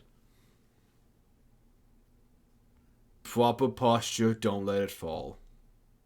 I think Kaz just does that fucking face of like the cat that gets the flower put on its head. He's just like... Cause it's all about being comfortable in the posture. Imagine every room you go to is a library. You're comfortable in libraries, but you have to maintain that posture. Just be comfortable in yourself. Additionally, if it helps any, I've told that this can work. Imagine a string running along your spine and up to the top of your head, and just pull the string taut and hold your position. And Kaz just like stiffens, but he's got good posture. He's just very stiff and rigid and like unmoving. We did it. He's Now beautiful. walk. You can walk like that, right? Baby That- steps, Roland. Baby steps. we got this far, and it's only been, oh, good lord, an hour. This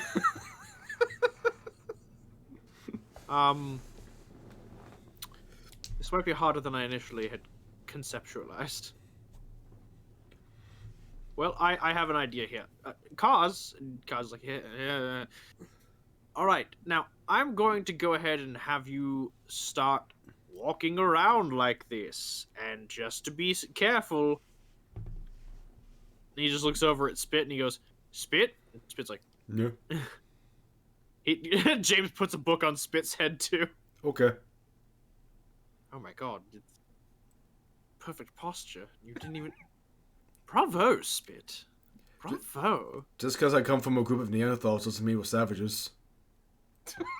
I mean, You know what? Spit never looks Spit looks confused by his own statement for a second. You never cease to amaze me. I'm learning new things about you every day. Here's where the fun kicks in. Roland, Damon, would you all be so kind as to help out in this exercise? sure thing. Sure. I want you to walk about, let's say, 5 paces behind Kaz and Spit as they walk around with these tomes upon their heads. And should their posture slouch for even a second, just give them a nice little prod with something. Obviously not sharp. I don't want you stabbing them. Roland was in mid drawing out an arrow, and he puts the arrow back in his quiver. Damon was holstering his returning arrow. I But grab a stick. Here's the caveat. Here's the caveat. The fun bit for I assume Damon and Roland. It might be fun for you. I don't know. If they fail, if the book drops at any point during their walk, feel free to tackle them. I don't want to hurt Kaz. I mean, he hasn't been on fire on at Don't least worry, 12 occasions. Kaz raises his hand immediately. Dibs on Roland. Roland like high fives Kaz. Yeah, Damon, you and Spit have so much history together. I can't come in between that. Hey, Roland, what's your strength modifier? Let me double check that. Pretty confident it's just oh wow, it's 13. The book immediately falls off of Kaz's head and hits the ground. I was going to ask for a dex check, actually, so there we go. Roland takes the book. That one was my B. That was my bad. James is just like, all right then. Damon's gonna summon the sword to tackle Kaz. Can I interpose myself?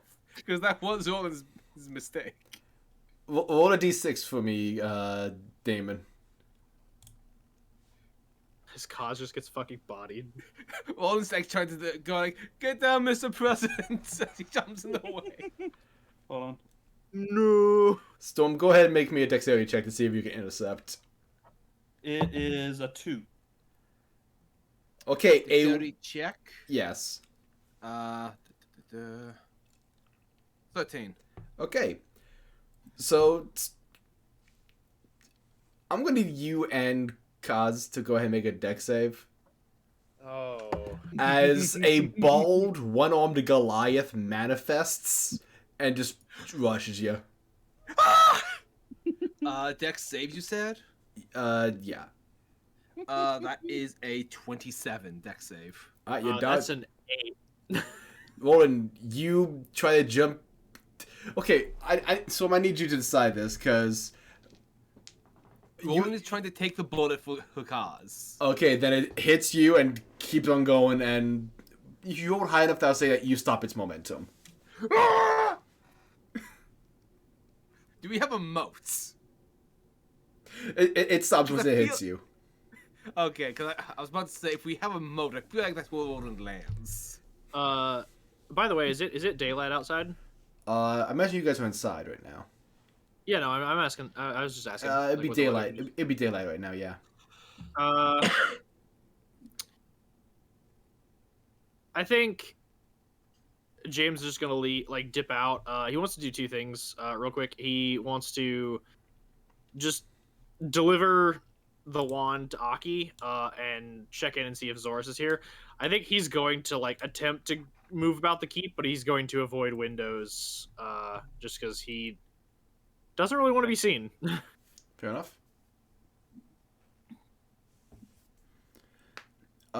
Point of order for you, Walker. When he moves what's about, does he move about as James, or is he trying to sort of keep a low profile? I think that the Gaius disguise is pointless at this point. At this time, so I think he's just moving about as himself, but he's just being very careful. He probably has drawn the hood up on his cloak, Okay. just to move kind of silently. I think he's fully dropped off his cape and has picked up a cloak just to move around. Okay. Just wanted to know that much. Okay. So you managed to find Aki and Zorus. So you find them. In the same location? No, I'm currently thinking. Let's say you find Aki in the dining hall. Oh, perfect. Hello, Aki. Hi, how are you doing? Doing pretty good. Pretty good. Kaz is getting tackled downstairs, and Spit is a lot more poised than I thought. I always had faith in Spit. He seemed like a smart orc since we saw him, and now he's very blossoming into a very good guy. And that I'm just so proud to see how far he's come. He's definitely had the character arc, as they say. Yes, a character arc. That's a good way of putting it. We should coin that term. I don't know if they have that in literary work here, but we should. I mean, you're all. I think if you go down to the copyright office, you should be fine with just patenting that term and saying that it's something only you can say. I don't know if that's something that they'll allow, but go for it. That's fine. I am technically a noble of Holty, so I will just be writing my patent and filing it in my office, and then in the lands of Holty, only Aki can only I can say character arc, because I'll be getting the patent office before you. Fair enough. Well, I have a gift for you, and he pulls out a little nice little kind of little box. He just puts it in front of Aki. Oh, what is this? This is a very lovely box. Well, I mean the gift is in the box. Oh, Presentation. I get you. This is a very fancy box. And what is this? It is a wand. I've always wanted one. It really helps to complete the image of a caster, you know. Normally I don't. Normally people they go up to me and they question, what are you? And I go, well, I am a mage. And they go, I don't see your cloak or your hat or your staff. And I'm like, well, I try to keep a low profile, but that's good. Of course. Well, the wand has more and more use as well. I have loaded one of my spells in there. It's actually pretty beneficial. And he kind of like rolls the wand over, and you see like kind of towards where like your hand would like grip the handle, like just below the palm, like where your pinky would be. There's kind of like a little like hooked iron spike, and he's like, so to activate the charge, you do have to puncture yourself. But it is loaded with a spell I have discovered called Draining Thread. By opening a wound on your body, you shoot out a thread of blood between yourself and a creature within range. The range, of course, being 60 feet. And you choose to spend a number of hit points on the Arcanum. Doing so increases the damage. And if they fail to stand strong against the draining thread, it could just kill them, and then you gain back a number of, vitality equal to roughly half of the damage that they receive. Okay. We'll have to try this out later. Not only, of course, I'm not asking for a volunteer unless you are volunteering, but we could go out and find something: a bird, a squirrel, a criminal. I don't know. We could be vigilantes, help out the community. Yeah, I mean, like, we're basically vigilantes. We've killed people with no law or authority and just kind of left their bodies on the wayside. Oh, to be fair, any murder I commit in guilty because of loyalty status is completed, and I will follow you. Additionally, I was going to say, like, aren't you a foreign diplomat? Don't you have, like, diplomatic immunity here in Ardaithe? Ah, yes.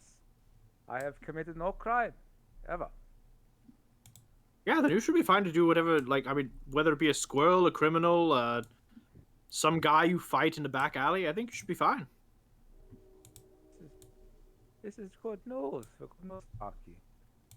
Additionally, I figure if you find anybody who really deserves it, you could use this on them and really fuck them up. Suppose so. It seems very convenient. I hold a great deal of power in my hand right now. Thank you, my friend, for giving this to me. I shall never abuse it. My pleasure. I'm gonna go find. Send a message to Mr. Oyo. Mr. Oyo, you have experiments to run. Mr. Oreo comes out, like doing the fingers gif. This excellent. He's just like drumming his fingers together. Exactly. Yes. Like, Miss Oyo's down for this. Great. Well, as a fellow man of science, I wish you luck in your experiment. I must go find Zoris. Okay. I'm going to go visit a friend later. If you want to join me, he's a very talkative. I might certainly be down. Great. I'm going to take a while to fully examine and familiarize myself with his wand before I leave. Maybe read a few books or something. Go down to the library. I hear you all have books there. Yep. You could just check them out. I mean, obviously get a library card. Otherwise, they're just going to kind of not give you books. But I can beat us. Seems like yes. That seems like a good idea. I'll get a library card and go visit my friend after that. Excellent.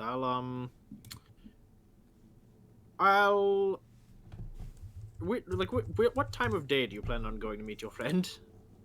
Well, he likes to come out. He doesn't like to be out in the very heat of the day. He's very sensitive to it. So maybe sometime around evening time. Ah, perfect. I will join you on the eve. Okay, great. I'm very curious as to who this friend is.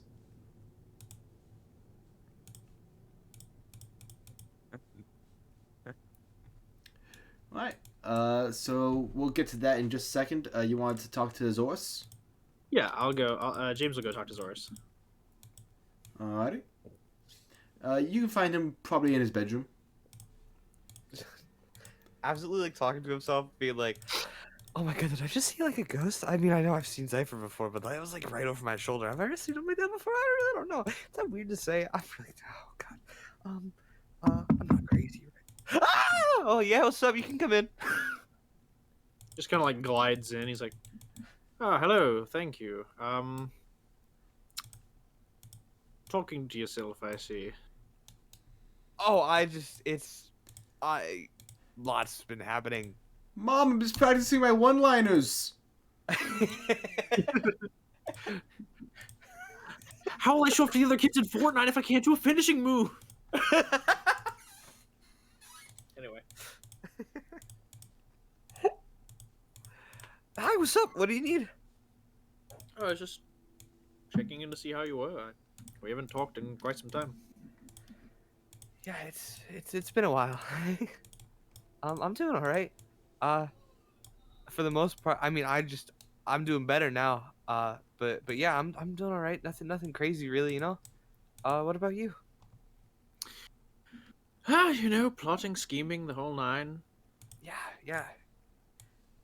Working with Catherine Mox to bring down the House of Carnell and finally put an end to my family's most hated enemy for centuries.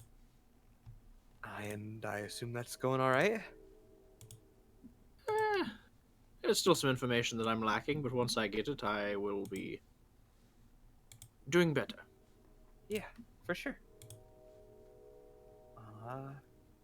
Sounds like you have a lot on your plate. A little bit. Yeah, I get that.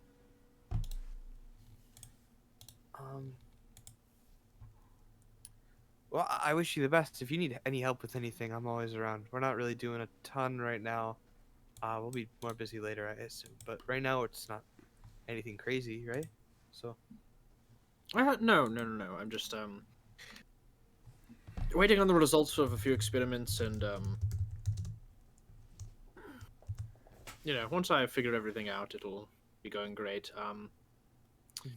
Just hit a bit of a roadblock with my research into curing vampirism, so just trying to figure that out. What kind of roadblock? The lack of information kind. Only so many vampires you can get to experiment on before you kind of hit a deadlock in the unique nature of the research. It's been fun. It's been so fun. Yeah, it sounds like it. Yeah, if you need, I don't know, if you need me to maybe find something or whatever, I can go out and look. I don't know. I'll definitely keep that in mind. Yeah. There is one thing you could do for me. I'm just trying to think of how it's going to work out. Okay.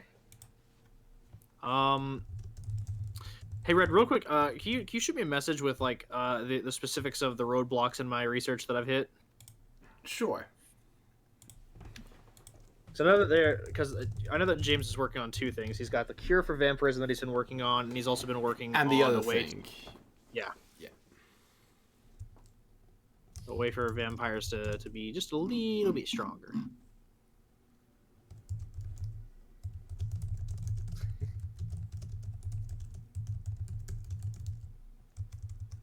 Because now that you said that, like the research into the vampire cure was going good, but I had hit like some roadblocks. But the other thing was like where the biggest roadblock was.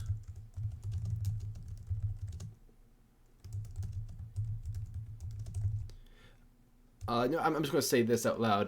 For the cure, mostly going well. The test subjects you've had have had about a 60% success rate. So the version you have is going good. The only thing is that if a target attempts to resist, there's a chance like they can make a saving throw to fight against it.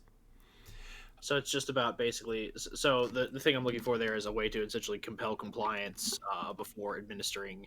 Yeah, essentially, mechanically speaking, you're trying to raise the DC. Essentially. Yeah. Yes. Which will take a few experimental trials, but I'm sure that James will figure it out. Yeah, the idea for James right now is that he can, like, the version he has works good for people who are compliant, who just like, get this the hell out of my blood. But he's trying to make it so that it's more effective against.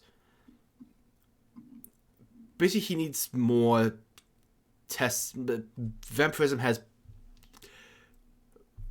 for lack of a better word, current events. There are some variations to vampirism depending on which family it comes from. Cool. The Vampire the Masquerade rules. Love it. Exactly. So you have exposure to your own bloodline as well as donations from House Marks. But House Carnell, I'm lacking in subjects. For the time being, you've been trying to keep a lower profile, but James is sort of beginning to teeter towards the edge of it's time to start making moves. So, two things then. First off, if you could talk to Bahuld and his people, and if they come across any... Oh. Oh, actually, give me 2 seconds. Let me rephrase that. I just thought of something that's...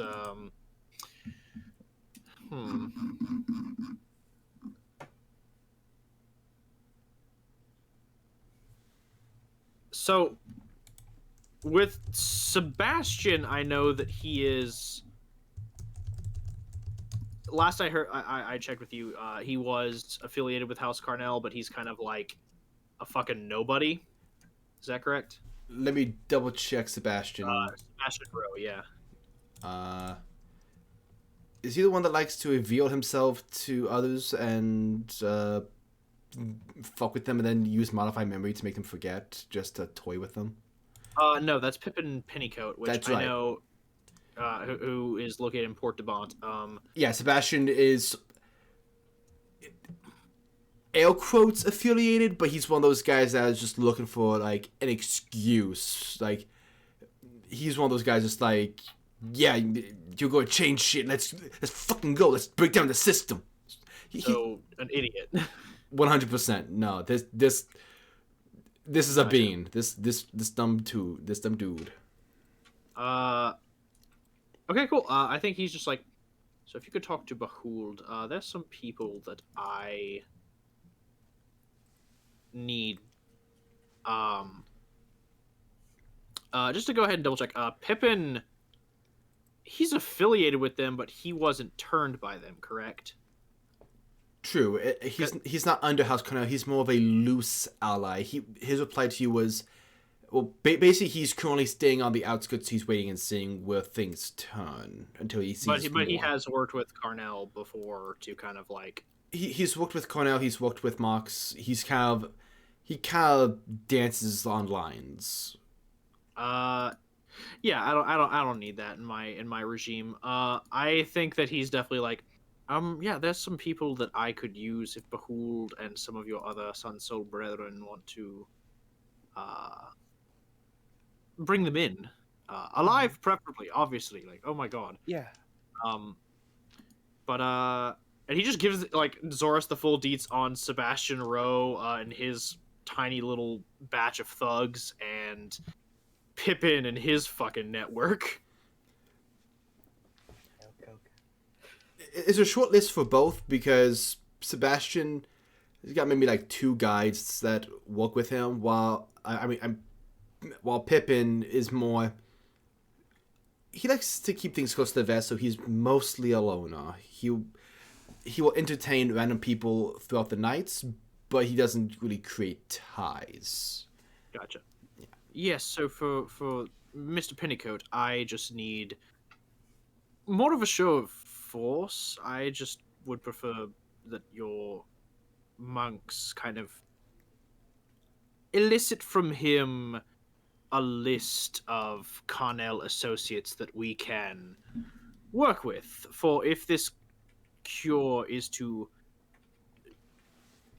serve the purposes I need it to, which is to basically take the fangs out of House Carnell, I need more of their people to test my stuff on.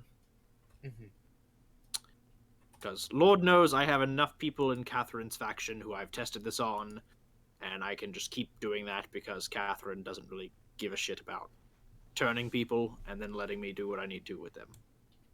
That sounded worse coming out of my mouth than it should have. Okay. It was a little rough. It's fine. I mean, they all typically turn out okay. Not making it any better. I'm so sorry, Zoris. I don't know how to talk to people. I've spent months in a room just with a house full of vampires. It's so fucking weird to walk around a house in daylight and be the only fucking person there. It's okay. It's all good. Zor's like writing it down in his journal. And then from Sebastian, you just need the people. Yeah, like Sebastian, he's an alright kid. He's just kind of like, he kind of reminds me of you when you were younger, but just dumber. Like, I mean, you had a good head on your shoulders and a good heart. Sebastian's just like, yeah, we'll mess him up and shake up the system, and we'll be the big players, and we'll call the shots now. And it's just like, okay, we get it, but when are you going to do something? Kind of reminds me of my brother Edmund. Is that the one that you... I don't want to talk about it, Okay. but yes.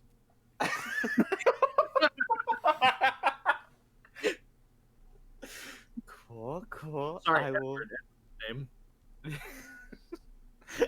I'll tell Behold about these people, and we'll try to figure that out. Sure, I can get him to send some people after these groups. Excellent. Of course. Last question. Promise it'll be quick. Mhm. How good are you at controlling your?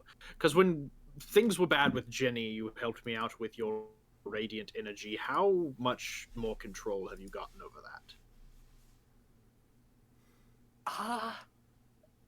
I have about the same amount of control, but I have a lot more of it.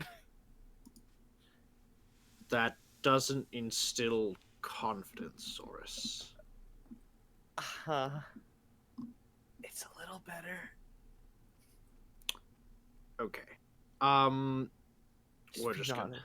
Yeah. we're just gonna go ahead and try something then. Now obviously I just need one, but I need you to hit me with your best fucking shot. Just one, just like a radiant thing. Please don't like clock me in the head and send me down the stairs. I really don't need that today. I have to go out with Aki later. So, Okay, Zor's alright. question: reckless or? Fucking Well, you know I got a rage for it too. You said my best shot. Yeah, we'll do reckless. Oh my god, I fucking hate you. Warrior attack. So James watches like Zor's like eyes like start to burn, like push out like radiant energy, and his hand starts to glow. Oh. And Is at this moment he realized he had fucked up. He learned a mistake that Roland made many months ago. But yeah, it feels like years. Because it's reckless, I got advantage, so it's a natural 20. So And for a brief, So, is this where you kill me? so for a brief moment, you see the form of some other tiefling appear, Fuck. and then you're on the floor. How much? Wait, like I'm just a fully like. Do I? No, What's the damage? I'm not saying you're dead. I'm saying that, you got knocked off your feet is all. With like a fucking sunbolt? Go ahead and roll damage. it's only 13 points of radiant. Oh, never mind then. Ooh. 1 second.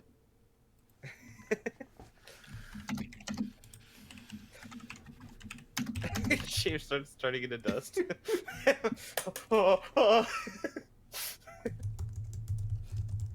Damon in background just walks up.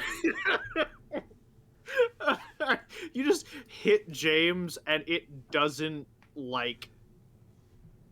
For you, this is just like, ha! Like it's just an attack, but James like, as it, I assume collides with his chest. Like you watch as like it doesn't do anything really to his clothes, but you just watch as smoke starts fucking coming off of like his torso, and he's just fucking screaming bloody murder. Oh, you said my best shot! You said my best shot! Holy shit! Holy fuck! Oh god! Are you kidding me? Ah! Oh god! Cypher, go! Shoot! He's just Goes to take a nap in the next room. What's going on? Oh my god! he's just screaming. He just like looks at Cypher and he's like, "What are you looking at?" Does any of us hear this? I'm gonna yell on the side. I'm assuming Damon does. He's kind of Being paranoid. Or was just like on the sending stone with his daughter and like someone upstairs like, oh, hold on, you hear that, right? I'm gonna go take a look. What the fuck? Why is he smoking? Damon, Why is nipples on fire? Why are you looking at me? all right, so So my clothes are intact, you fucking pervert. I'm being hyperbolic. Zorus, why is James on fire? He told me to punch him with my fist, and I punched him, and then he I started said going. not to punch me, you bastard. Okay. Zoris, what? Zoris, All right? right, everyone, line up. We're gonna punch James. Oh no. Zoris, right now you see the actual form of Zypher standing next to you. Is like, what the fuck? Oh my god, what? What's it? Are we beating him up? What's going on? As Kaz pokes his head out behind Damon, but it's got a perfectly balanced book on it. What's happening? It's okay. It's nailed to your head. Kidding. You said hit me with your best Yeah. shot. I was my best shot. Owen hands James a healing potion. This one's alcohol flavored. We're trying out different like flavors for adults. Yeah, try this one. Uncorks, he's like, oh. It just smells like rubbing alcohol. This doesn't even smell like a good bourbon or anything. This just smells like fucking sanitizer. Oh. Spit took me literally. Oh fuck. I'll be right back. And then go and find Spit Hey, what's up? to like to tell me to cancel that shipment. Damon just helps pull. I'm assuming Damon's gonna help pull James up. Yeah. As James takes your hand and like stands like the smoking stops and like he's not looking as bad as he was like 5 seconds ago. Not gonna lie, part of me wants to hit a radiant attack, but I'm not. What did you? I still think I have it. James is like, oh fuck. What did, And what he did just you mean? reaches into his bag and pulls out like a syringe. He's like, give me like 5 fucking seconds, and just like rolls his sleeve up and just like takes like a couple blood samples. He's like, oh Jesus. What did you mean by hitting you with my best shot? I thought that was my best shot. And once he's gotten about I think like 5 or 6 vials of blood, he'll stop and pull the needle out, and after like 2 seconds, like the hole seals itself back up. After about 6 seconds, the regeneration kicks in. Yeah, he's just like, ah, ah. Doing all right there. Mm, That looked like it hurt. it fucking did. Yes, hear loud footsteps as spit comes charging in. It's blueberry flavored. Here you go. Healing potion. As James is like, just healed, he's like, I'm fine. Just need time. He's like rubbing his fucking chest. Kaz is like, okay, so like, explain.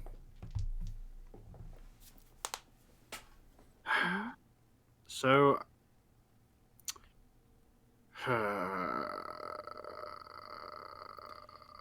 James has an irradiance allergy.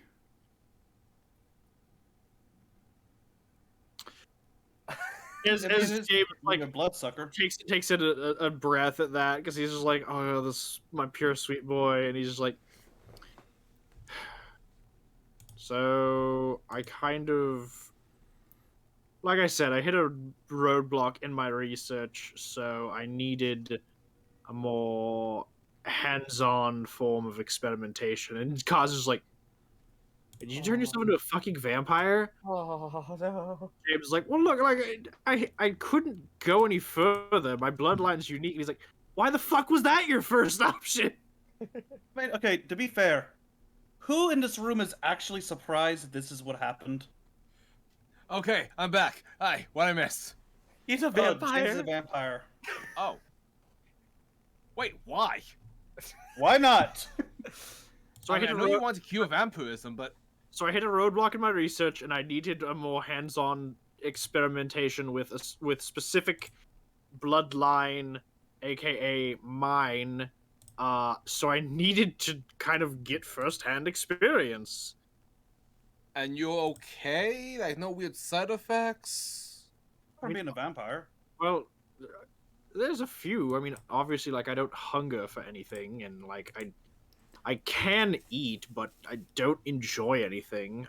So the wine last night, like, bit of a downside. It actually, like, it was a really good wine, but I couldn't really taste it. It just kind of tasted like the, you know how like someone says something's grape flavored, and it's just kind of like the essence of grape. That's kind of what that wine was last night. Like if you fed me a grape, gave me grape juice, and then gave me a glass of wine, they would all literally taste the same to me. Oh, you poor bastard. Damon starts pulling his sword. I'll put you out of your misery. Get that fucking thing away from me. No, that's okay, that's okay. It's a curse sword. It'll chop your soul in it. That's It all with me. that doesn't help in the situation. So Kaz is like, wait, so what roadblock did you hit? It's like, well, okay, so I'm kind of running 2 researches right now, and Kaz is like, oh my fucking god. And he's like, so obviously one is like the cure for vampirism. It's going to be great. It will save a lot of people, and it'll help reduce the vampire population without resulting in untimely death of like people. Right? Good option. Pretty awesome, like people not dying. The second one is more for me. So obviously being a vampire comes with some drawbacks. First of which being that I can't go out in the sunlight anymore, and he just looks at Zoras's hands like still smoking with like radiant energy. He's like, that fucking shit. Huh. And he goes, additionally, you know, running water's like acid to me. I can't go into a place without being invited. Like, it's very inconvenient to want to go out to dinner and have to have the host invite you in. So you can only be around if you're invited, correct? Don't even try it. Yes, but so long as one person invites me, it works. So. Also, And he's considered a founding member, so he's always invited here. He doesn't pay taxes here. I don't pay taxes. He's invited here. Yeah. Wait, what are taxes? Oh my God, and I, of all people, the only one who's been keeping up with our fucking tax book. Kaz is like, no, I've been making adjustments to it when you weren't looking to make sure that it was more accurate. Oz, if there's one thing I'm accurate with, it's money. Yeah, I know, but you keep forgetting that we can write off like a lot of things that we do as business expenses.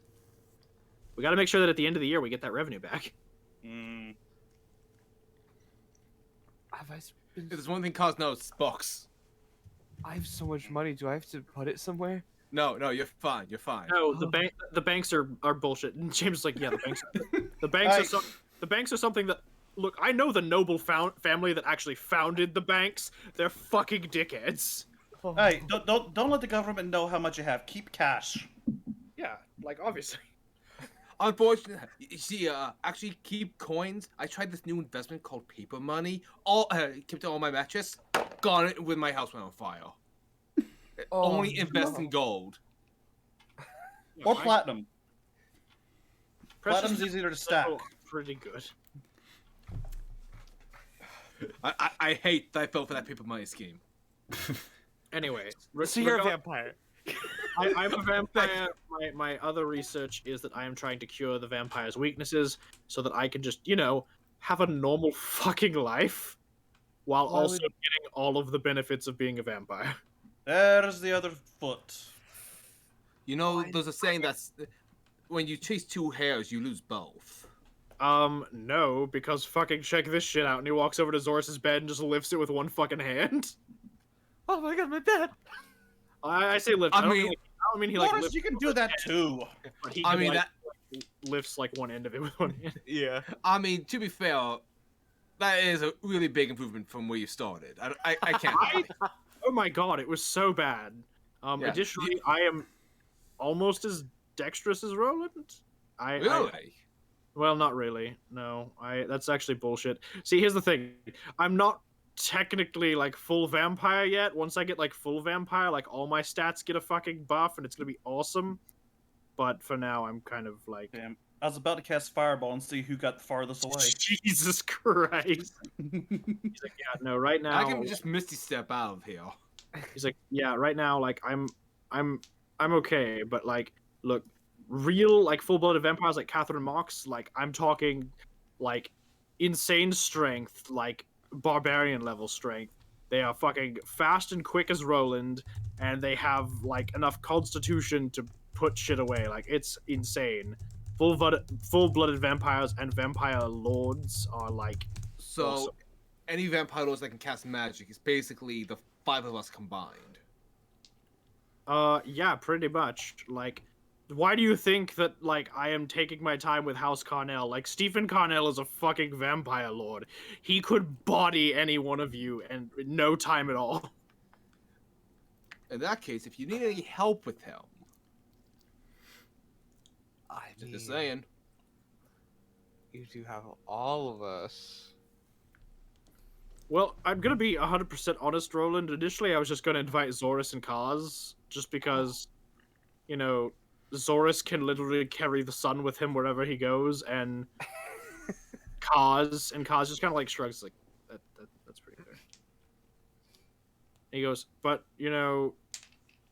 having a cursed, a dude walking around with a fucking cursed sword that traps people's souls in it wouldn't be bad. Neither would the fucking King of Thieves. Did I not tell you guys the whole reason I was looking for Godsbane? Did I forget to mention why? No, you just kind of like were like, oh, I need to find this shit before the Daggers of Night do because I'm cool and stuff. Well, also, Okay, on your defense, you didn't know at the time why. Right. Thank you. So it turns out the guy who revived me from the dead was Mask, the god of thieves, and he wants me to be his replacement. Okay, so the first part I kind of called it, but the second part, like, what the? You got a fucking What? rat here or something? Yeah, kind of shocked me too. I mean, my first agenda is heisting my wife's soul from the afterlife, just so she and I can be together again. So that's gonna be a fucking heist. Follow up, as since we're just including everybody, like also having Aki and Mr. Oreo there would be indisposable. I mean, we've already seen what Mr. Oreo can do, but like yeah. Aki seems like so much more lucid now. Like, Oh boy. I am so concerned for anyone he makes an enemy of. So here we go, and I major image puppet show again to bring James up to speed with what has gone down. Wait, you bargained with a beholder in the astral sea and you decided to give it what it fucking wanted? Look, I'm really bummed about that bag of holding. It was nice. No, I mean I'm not doubting it. I'm just saying like the That looked like a big beholder. That seems concerning. You've he's just like you avoided a fight, which is great because that thing, if we've learned anything from beholders, they can body anybody. But you just helped it gain something it was looking for future schemes. That's going to be a problem down the line. Yeah, we'll deal with that later. Like, the thing is, we didn't want to get its main cone, because then it would have killed that spell, and we've all would have been jettisoned back to our bodies, presumably. Best case scenario. I mean, he could have just disintegrated all of you in the blink of an eye. That is also true. And speaking from first-hand experience, not fun. Look, not looking to try it. I mean, I could help you out. I mean, it sounds as much fun as being burned to death in your home. If we're sharing our experiences with dying, is all. A lot of smoke in the air right now.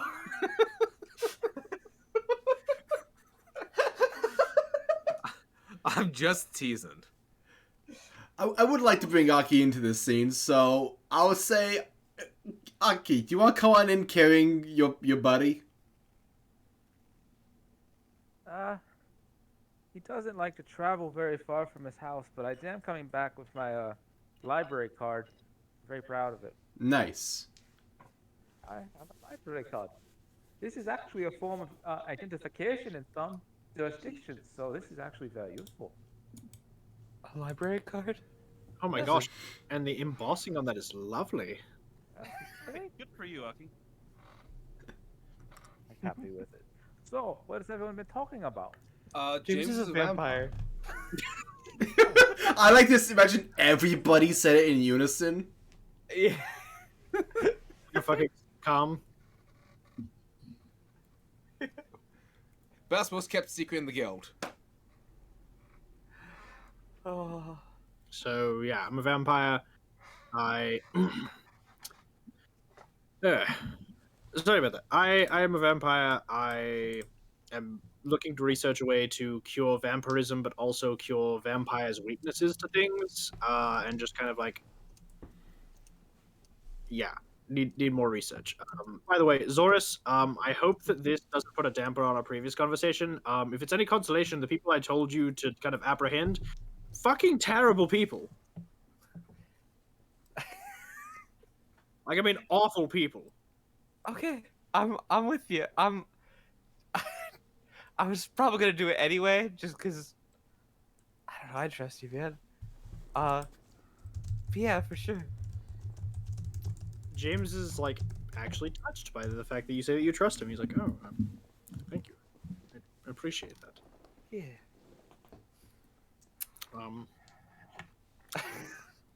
Right. So we're talking a vampire lord. Well, I guess I've invited you to it now. You know me, I have a thing for theatrics. I kind of wanted to have a little bit of build-up, or kind of like a, a reveal? No, well, not the reveal. Well, yes, actually, I did want to reveal that I was a vampire in a more dramatic setting other than get fucking sunbursted in the chest. Alright, you told me to hit you with my best shot. I didn't know you were this strong! What do you mean?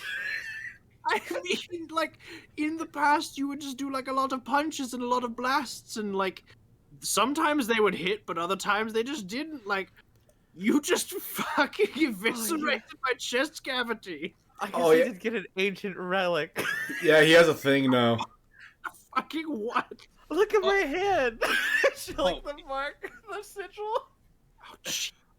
Oh yeah, we got some. Damon has a sword. Zoris has a mark. I got this armor for my vault. Lathander above. They're going into the Feywild soon to get Kaz something. Oh yeah, Also, also to might be. also to me, his mom, I think. Yeah, we're gonna see how that goes. Good luck. I don't hold any expectations. Oh, we're going to meet your parents? I don't like that word. Roland was never brought up to speed about the whole cause his parentage thing. I don't think. I don't like that word. I don't think it's accurate. Oh, there's something I'm not in the loop with. So sorry. Non-kobold family. Progenitors. Yeah. Scaleless progenitors. Why did you have to put in scaleless? Progenitors would have worked just fine. Yeah. Why do they why do you have to specify? That's just racist, Damon. No. It is species for one. There's a difference. Two. God. I am actually elevating the kobold in this respect, because while they may not have physically produced you, they did produce who you are within. So you're saying that they're worth expecting enough to be racist to? Right. There's some very good redeeming qualities. Oh, okay, all right. Unlike- this is unlike a minefield of a topic. DM's gonna Unlike fade to visible black flesh here. plastic, James is like, are we sure that I'm the evil one? No. Okay, I don't. I'm Yes, sorry. you are. You're But trying to become a vampire. I've actually missed you, James. I really missed you. I'm just saying, like, everything that came out of your mouth was just so vile. How am I Oi. the person that everyone's like, oh, he's the bad guy? Like, what the fuck, Damon? Because you murdered your brother and tried to, all that fun stuff. Oh my god, that's just like noble That's like a Christmas card amongst nobles. Like, I was going to fade to black here. I just want to try and cover a few more things. Since there's a lot to try and get through, I want to try and get us into the Feywild this session. gotcha, of course. Yeah. And I do have a holdout at 1 just because my new job has me working earlier than my Gotcha. previous one. There was one thing we talked about Reddit that I did want to do before it's over, but it's basically Damon's going to look for a quartermaster. That's help not. manage things. Help split manage things. Oh, okay. Just kind of putting out feelers for that. That's the only big thing I want to do this game. Okay. Yeah, I'll just go ahead and make rolls for the arrow stuff. Everything else, like, that I can see doesn't require anything. We've done RP on it pretty well. Okay. On my My thing with fuck, I forget Yep. if it's Homie or Broggy. Right, but I do want to do risks thing since we haven't Yes. involved risk. absolutely. Yeah. We did. Yeah. So risk. You invited James over to speak to your friend. Yes. We're going to go meet him at the lake. He's a good guy. So we go to the lake. Mr. Oreo's traveling with us, of course. Obviously, always. Yep. James stays a healthy distance away from the lake. Okay. So, this is my friend. Don't freak out. And I use my ability to speak with animals. Mr. Fish, are you there? It's your friend, Aki. Hello, Aki. It's good to see you. It's good to see you too. This is my friend. He's a vampire.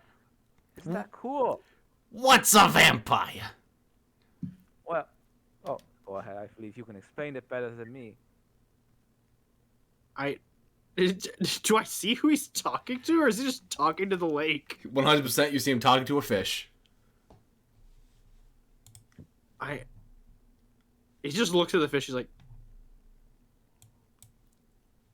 I don't speak fish. I can't stand a word this guy's saying. He dumb or something? He has his intelligence in fields. Apparently, speaking with fish is not one of them. I apologize. Not the Such an language. easy language, though. Ah, them humans. It's all just. I find it is an easy language to learn, but then again, I have an affinity with the magic of linguistics. It's some sort of magic. But I was just checking on you. I tell you, my life is going very good. I closed a few portals to the underworld. I spoke with the magic tentacle monster, and we're pretty good friends now. We made a deal, and yeah, I made up with my brother. I'm here now, and we're trying to stop some guys trying to destroy the world. Oh, that sounds bitchin'. I'm so happy for ya, bud. Yes, I'm so happy too. It's nice to be. It's nice to feel good about myself, and here I am introducing my friends to other friends, and you see, they didn't. I don't know if they thought I had a life outside of the group, but I do. You I have my see, circle of friends. you have friends outside your major friend group. You got me and the boys.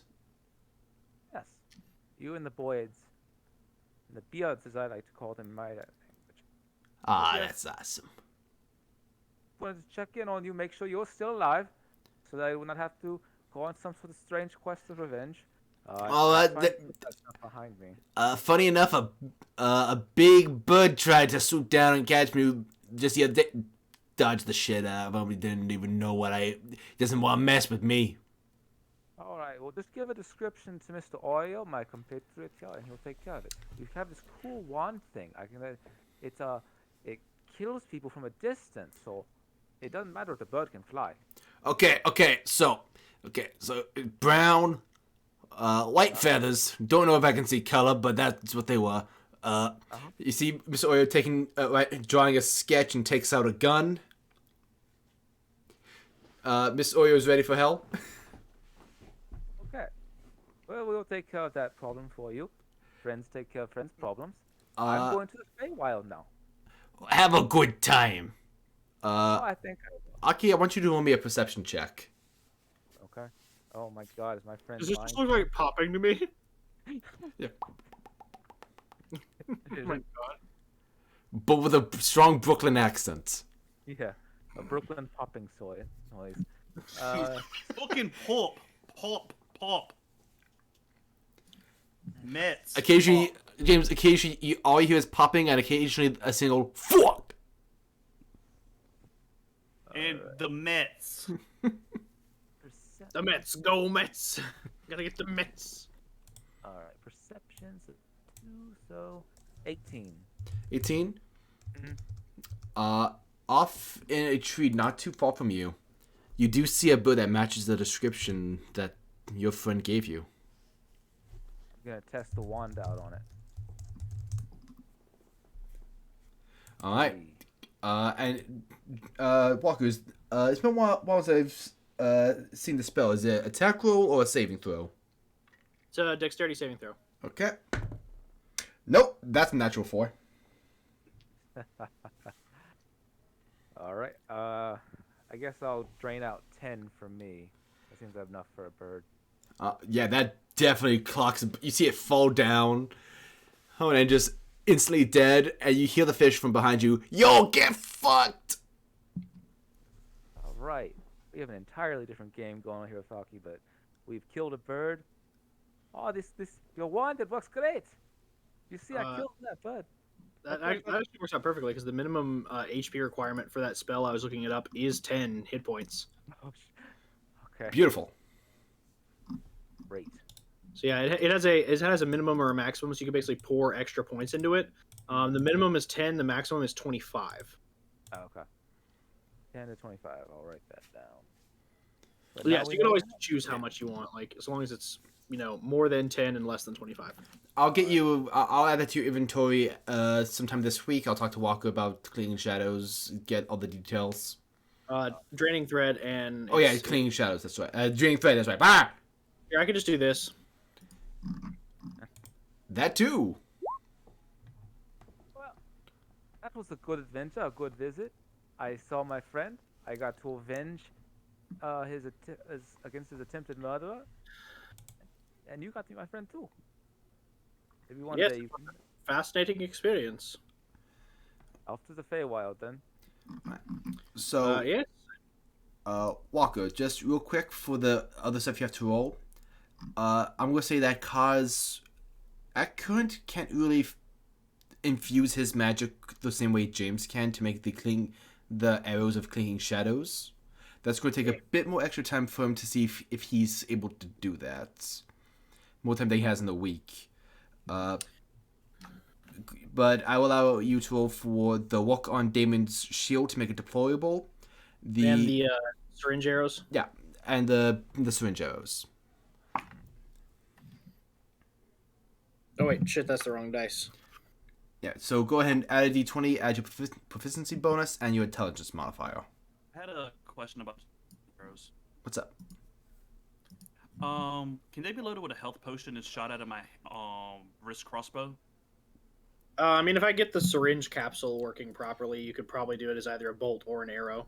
Yeah, Just be different sizes. Right now, this is a modification to basically it's developing an arrowhead that would work with this. So in theory, you could mount this on a crossbow as well as an actual bow. I'm just imagining like situations we've had where like Roland or somebody's been down across the field, just stay blast.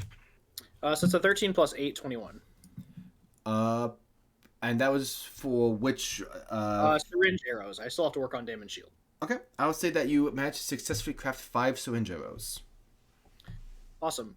So Roland, you can either fill those with poison or with potion. Dealer's choice. The syringe arrow I figured was more multi-purpose. That way we could just determine what we want to do with it. Nice. I will say you can probably only load a maximum of a greater potion into these, just for the amount of liquid that goes into a potion, since there's a size difference depending on the potion. And but too big and throws off the weight. mm-hmm. Gotcha. By the way, for Damon's it was a lot better. It was an 18 plus 8, so 26. Okay, so yeah, that's definitely going. Damon, you now have a deployable shield. So if you decide to fight single sword, you can deploy the shield, or if you want to go 2-weapon fighting, you can use the 2 swords. Woohoo! Okay. Good. Just a reminder, you can't do shield and 2 swords. Right.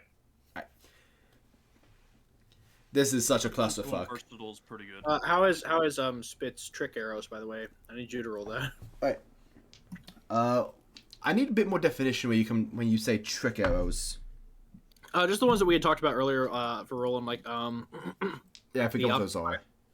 the alchemy fire arrows, the net arrows, and what was the other one we worked on? It was like a non-lethal arrow, like a blunt arrow. You were also talking about adapting one of Damon's bombs into an arrow. Oh yeah, bomb arrows. Okay, so bomb arrow. Let's roll for bomb arrow first.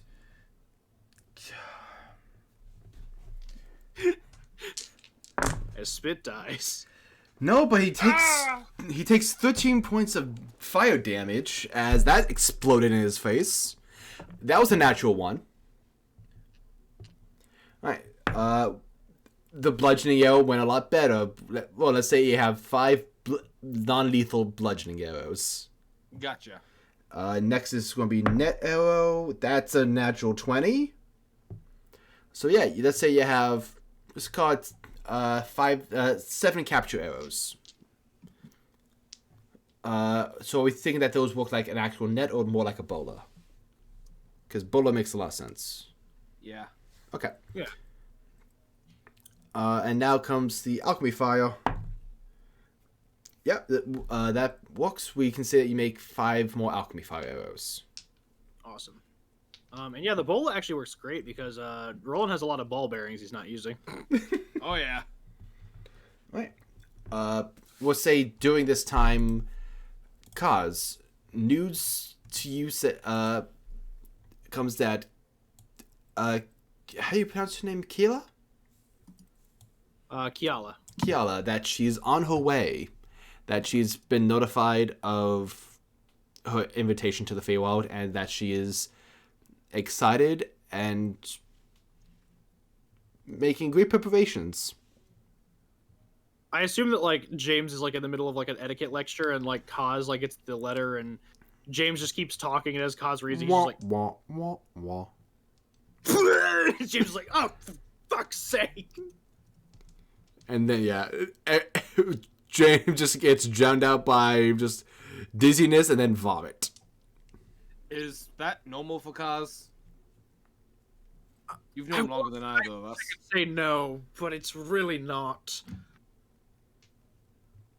As James starts like wiping vomit off of his cloak, he's like, "Gods."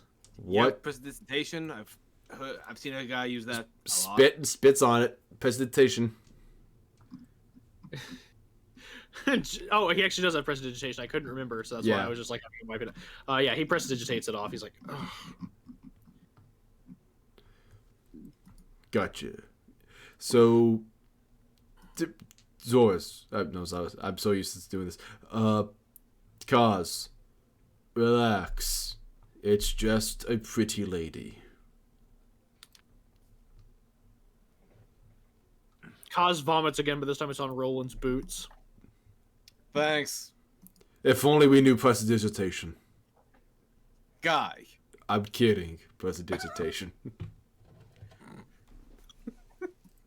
I get it. I've made mistakes. I've apologized, and I'm working to be better. Just wanted to hear it out loud. Also, Roland, there's a rapid knock at the door for you. Does it sound just like or like a jackhammer? It's a jackhammer, and you know what that means. Oh fuck, she's still hasted. Roland goes to answer for Bragi. As you get closer to the door, you just hear, I'm a genius, I'm a genius, I'm a genius, I'm a genius, I'm a genius, I'm a genius, I'm a genius, I'm a genius, I'm a genius, I'm a genius. Roland opens the door. I am a genius! Cool. Did you take a nap? Why? You know what that thing does to you. It's only been a couple hours. I don't need a nap. It's been like a week. She looks at her watch. Oh crap. Anyway, I finished what you're talking about. Did you put in the new harness? The new container? Oh yeah. I was confused by why you said harness. You mean the new the apparatus? Yeah. Yep, Thank yep. you. That's the word. She hands you a small box, just like we talked. Now, excuse me. Do you have a couch? Yeah, we have a guest room actually. If you want to go upstairs, just mind the traps. Cool. No, couch is fine. Couch is fine. Anyone on that one? No. Cool. As she walks up and just collapses on it. She just passes out. Spit. She's gonna be here for about 48 to 53 hours. Just no one disturb her. Okay. She's gonna be very hungry when she wakes up. I get to bake. And no one go- He's the vomit. He's like, "You got scones?" Do we have scones? Yes. Good. Good. Fuck yeah. Roland, Kaz, can I have a word with you real fast? Oh god, I'd always heard about these What? performance reviews. No, you're fine. You're... Oz, wait, I hate to tell you, but we're gonna have to let you go from the company. No. David, this is a private conversation. It's okay. I expected this. And he just reaches under the couch and pulls a go bag out. No. Stop Damon that. casts message. Pause. It was a pleasure having you in the company, but your services are no longer needed.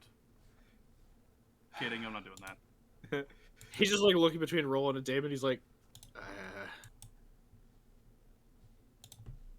So, I can't believe I'm pulling this card.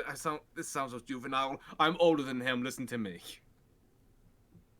he just looks at Roland. Okay. Okay. Are you sure about that? I'm Yeah, very surprised. I closed the door. I closed the door behind me. Sword in his face. So, yeah, I want to thank you for the. I'm planning on thanking everyone for the role they helped with my daughter and the vault and everything. And I'm still working on my thank you for Damon, Zoris, and Naki. But I knew what to do for you to show my appreciation. And I take out the box. So I had Helmy walk on. Brocky, I two dwarves in 2 different campaigns. Fuck me. I had my What are you friend. talking about? They're both here. Oh God. I had Brocky walk on my vaults, and the way I see it, I'm not going to be around forever. Boring human lifespan. Shit, it's Helmy. Helmy, thank you, Ted. Yeah, Helmy modified it, and I'm not gonna be around forever to use it because boring human lifespan. You have much more apt use of this kind of space. Plus, you love the plane, so what better to show my gratitude than your very own pocket plane? And I open it to reveal like this silver key.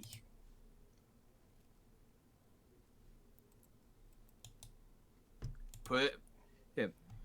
It looked like this one spell, someone's magnificent mansion or something other than that. I don't really. Mordenkainen. The name of the wizard. That one, yeah. A fucking big deal. I'm gonna get you a book on just like magecraft. Like, we have to fix this. All my magic knowledge comes from stuff I stole, like items. I don't know the spells themselves. Care. Look, if I gotta learn about wizard law and etiquette and, well, I mean, I kind of failed the lock picking lessons. I do appreciate them, but yeah, go ahead and give me that book. But yeah, this is me showing you my appreciation. okay, thank you. I had her modify it so that it has stuff you might like. A small collection of shelves for you to start making your own library, a lab, stuff like that. Awesome. It has no books in there right now. That's kind of on you. I just got. All right. And as he said, he's like, all right. And Rose comes running over in their little corgi form. And Kaz just leans down, like, clips the silver key onto their collar. He's like, awesome. Just for context, the collar's new. It felt like it was necessary just because, like, they keep. It'd be weird if they kept dying and then just, like, I didn't give them anything to be like, hey, sorry about that. I getcha. Plus, now I have a dog with a dimensional key. What? How many wizards can claim they have that? None. I think you're the first. Oh. I was gonna guess 3, but alright, I'll take it. I don't know many wizards. Red, can I roll a history check to see if there are other wizards that have, like, dimensional spaces that are anchored to their familiar? Do it. I dare you. He's just like, there's actually 20, you're not that special. Well, I thought this was a heartfelt gesture, Kaz. I'm taking the key back. Oh no. I think that's a 19. This dice was painted really weird. That was a 19 before my modifier, so whatever my history modifier is would bump it above a 19. So Probably 1,000 knowing Kaz. Yeah, so absolutely this isn't exactly a most mages think of their familiars more as tools. So it's not they're seen more as in a professional light when they're used. But so having accessories for one's familiar is pretty rare. You can safely say that this is something that most wizards probably haven't done. awesome.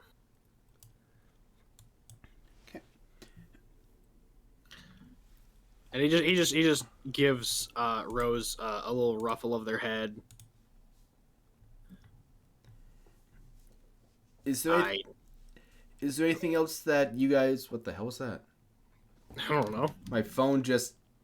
It's like someone called me for 2 seconds and then Yeah, that's a I was about scam to call. say, did the ghost dismiss Taylor and me get the phone line and attack us? I'm sorry, what was that? Did the Uh, ghost and his and Taylor's phone line come over and attack you guys? It did. We're having like weird noises and shit over here. Oh wow, that's weird. It is. There was one last thing I was gonna do, just kind of in the same vein as Storm. What's up? I assume that finishing up the etiquette lessons, well, assuming that the etiquette lessons are now finished up, James is going to kind of duck out of the basement and find Roland, because he has a gift for Roland.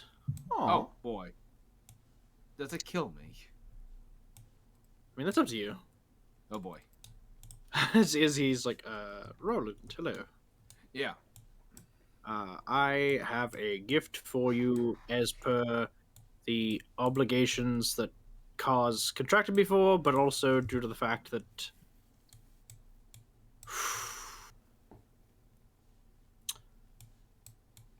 I forgive you.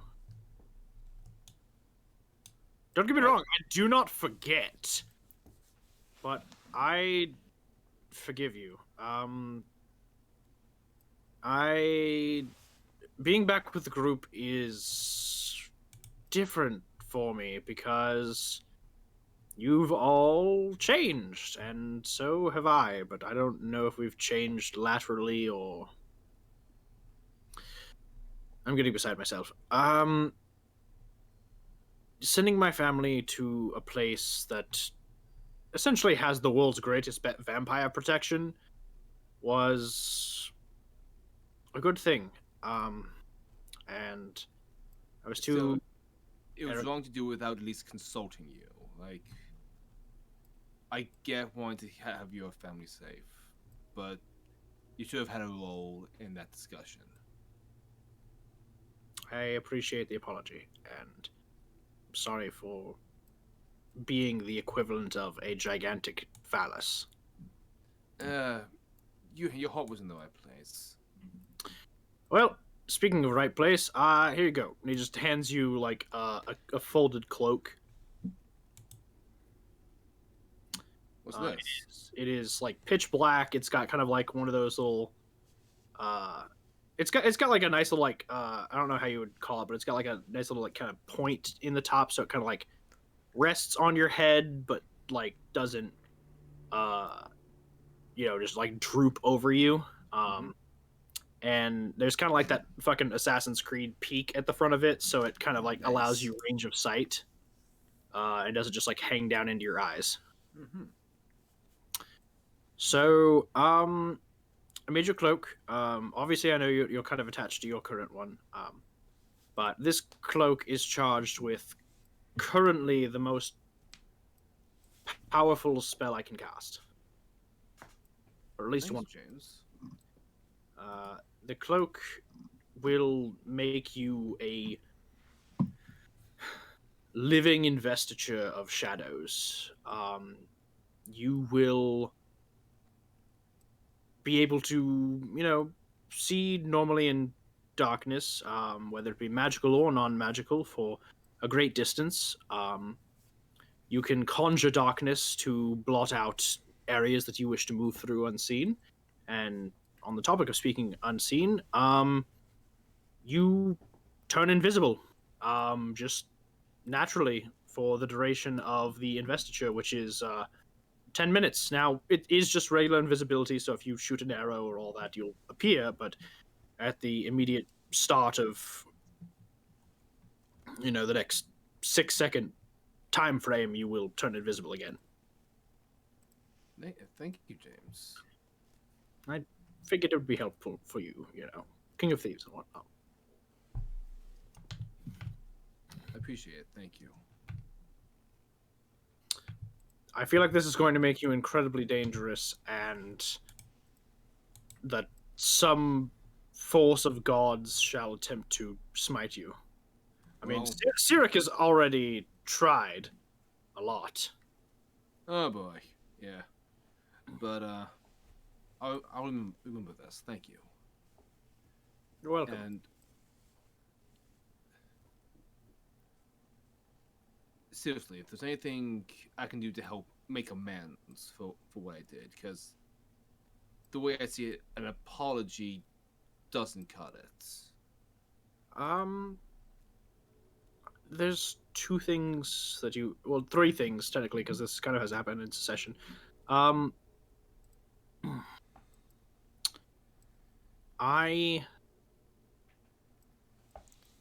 would like my father at least sent to where the rest of my family is. Philip and Wolfgang can hold down the house just fine, and I have no worries about them, or their ability to defend themselves. Plus, I mean, after all, like, if I can develop the cure for vampirism, Philip will become the king's physician, and he will need quite a lovely house to start the next generation of Hargroves. You don't intend to take up that mantle. Wasn't that like the whole reason you began everything?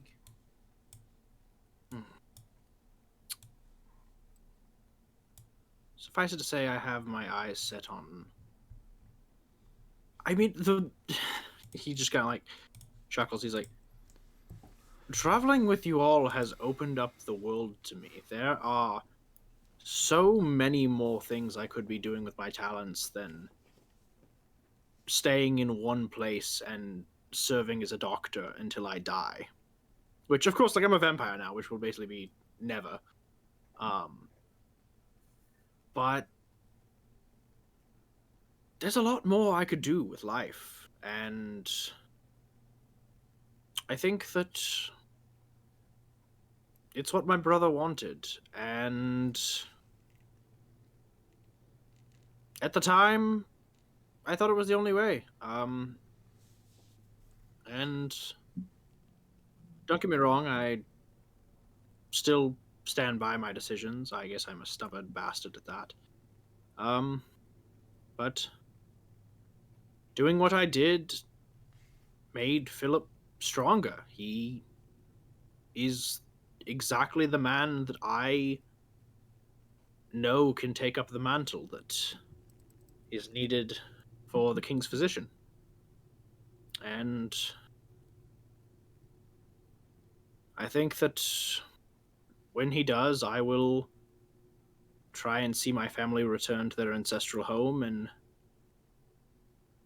cure Edward's hands if I can.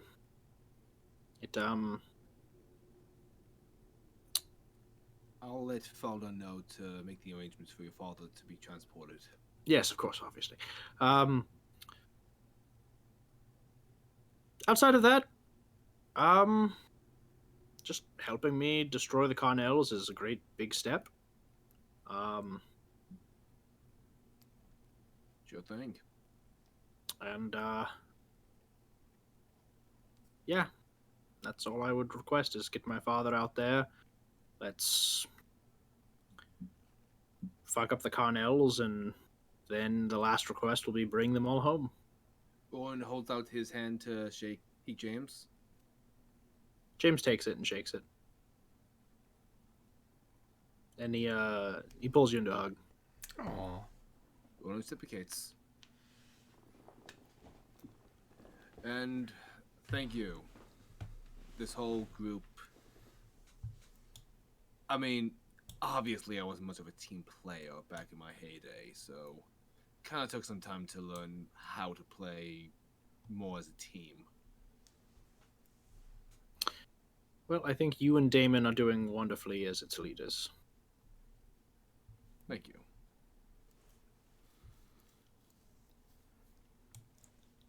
So, I have no transition for that because that was just a really good scene. Bravo. On the fifth day, Kaz, a familiar individual appears to the keep. Dressed modestly. Hold on, let me. Roland's bow is also attuning to the new cloak. Okay. You see a high elven woman with a clean kept of blonde hair tied in a bun, green eyes, wearing these very fine clothes, with a set of half, those like half moons with spectacles. Oh yeah. Yeah, sort of comes carrying like despite wearing like this very like nice regal gown, also has like a bag with her with like carrying a notebook. Like, hello, yeah, is this the Lazarus Guild? Hello. Yep. Yes. Kayla, her Moonshadow. I believe I was summoned by Kaz? Cause this one of your classmates? Cause? Oz doesn't throw up this time, but he is very much paralyzed. Make a Constitution saving throw. Oh no! I knew it was too good to be true. I knew that whether or not I vomited wasn't up to me. That is a natural one. I was kidding. Walker, I was kidding. I'm not going to make this happen. Oh, thank God. Yeah, I think Kaz doesn't throw up, but he's just paralyzed. He's just like staring. Okay. We're going to the Kaz. We're going to the Feywild, right? That this. Kaz, you better look at me. Was this a prank? He's not, it's not like he's barely looking at her. He's just staring at her, just like not moving. Why are you looking? Dran. This whole time he's staring at her. He's like, Dran, say something. Hello. Hi, I'm Khazel Dran. Owen was about to cast like an illusion spell to mimic his voice. Like about to make an illusion to make it look like his mouth is moving. Well, that's Is it wonderful. daytime right now? Probably it is. So James would probably be inside. Yeah, he's down in the basement in his coffin, but inside his coffin he senses he senses a disturbance in the force. James wakes up in his coffin, cringes, and then just goes back to sleep. I think he wakes up. My boy! Oh, his head on the coffin. He's just like, my boy! Hits his head on the coffin, immediately knocks himself unconscious. Kaz just like... So, I'm sorry that I'm late. I meant to get here a few days earlier. Tell me about this. So, you met some Eladrin? Uh-huh. Yeah, Kaz helped save some Eladrin with the help of the party, and they were so grateful that he helped seal a portal to the Feywild that they offered him an invite. Why? That's very noble of you, Kaz. And I'm sorry, who are you? Roland Ashkeeper, one of the founding members of the Lazarus Guild. Right. And she looks over at the rest of the party. Hi, I am Killer Moonshadow. Nice to meet the rest of you. Who are all of you? This is Damon Laird. He's one of the co-leaders of the guild. Damon gives a very formal and elegant bow. A pleasure to meet you, madam. Thank you. Zoris Asphira, one of our fellow founders and one of our heaviest damage dealers when we were out there adventuring. Okay, wingman. Okay, alright. Kaz is really cool. Like, Kaz... I would assume that even with his passive perception, Kaz could see that like her attention is focused on Zoris, right? Yeah. Kaz like looks at Zoris and just gives him 2 big thumbs up like over his head, and then like if she turns around and looks at him, he just puts his hand behind his back and he just kind of like looks in a different direction. Owen has one hand gripping his cloak in case Kaz has to vomit. It was from to hide it, just being at the ready. And this is Aki Kotsu. Yokosuka? Yes. Aki Kotsuka, yep. Oh, of the haughty noble family. That is correct. I am Ardaithe of the Halti family. I'm surprised you heard of us. Not many people heard of Halti on the building outside. I'm quite well traveled myself. It's a nice place this time of year. You know what? I've never actually been myself. I've always been curious to travel there. A lot of people get turned away when they get because of nasty room. That's true though. Oh, Beautiful place. that's terrible. Yes. Well, maybe I'll go there myself and write a book about it. That may be interesting. That would Kaz be quite... can show you the lay of the land. We actually spent some time there. Oh, that sounds wonderful. We fought a Wendigo on the hunting grounds. The forest just A far. Wendigo? How in the hell did a Wendigo... That... My god. You should go there during the annual tree sacrifice ceremony. We have the trees to keep the tree men away. The tree men are very nice, though, if you give the right. Olin is just turning to Damon, just like, I cannot imagine how this is going to go any better than this. Kaz just blurts out again randomly to Kiala. Light a candle under your bed, keep it lit, and... Yes. I that's nice.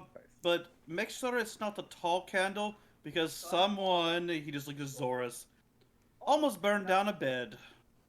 My bed. No, I'm. Oh yeah, I forgot to buy a suit. 1 second, I'll go. She looks back at you, Kaz. And you say they helped with the portal. Well, Kaz did Kaz- most of the heavy lifting. We were there more to just kind of keep a few things off his back, emotional support. He's the brains of the outfit. Well, he was first in the class, so that does track. at like the tinge of like The tinge of bitterness. in her voice, he's just like, I was very happy to learn that, and I made sure that James knew that I knew that. James isn't here, is he? He was here for a little while, but I he's... don't know. Why? Is he coming? Is he coming with us? No. You can Oh, say he's, that's a shame. That's really a shame. You don't even need a roll inside check. Like she's not great with James, but she's not like she's not he's- terrible he's, with James. They did not get along. Though. Yeah, not like. I don't think he's gonna be up for the trip. You could say he's dead tired. Oh, that's just terrible. Well, give him my best, would you? He was looking a little pale last we saw. Oh, that's so sad. Roland leans into Damon. You're hanging on thick. It sounds like we murdered him. Kaz looks at Kiala. coffin downstairs. Kaz, Jesus Christ. Kaz looks at Kiala and is like, it's just looks at Kiala and goes, "Hey, just a heads up because you're super cool and all that. Eilish is gonna be there." Oh my! Why is Eilish there? His band's playing. Okay, so that's. Thanks for the heads up, because that would have been very surprising otherwise. So how does this work? Do you have communication with the, with a contact of some sort? Yeah, we're supposed to be meeting with our contact to get teleported into the Feywild. Plane shifted. Plane shifted, thank you. Technical terms. Kaz, you do know that like when you're ready, you can like. There was I think I would just unfurl the invitation and speak the ancient rites. And yeah, there's like a basically check when ready thing on the envelope, so you can summon the escort whenever you're prepared. fucking magical RSVP. 100%. God damn you. Do we need like nice outfits? Like Kaz just like nods, like Don't like, worry. very fucking green in the face. Spit kind of walks up. Don't worry, we took care of that. Oh.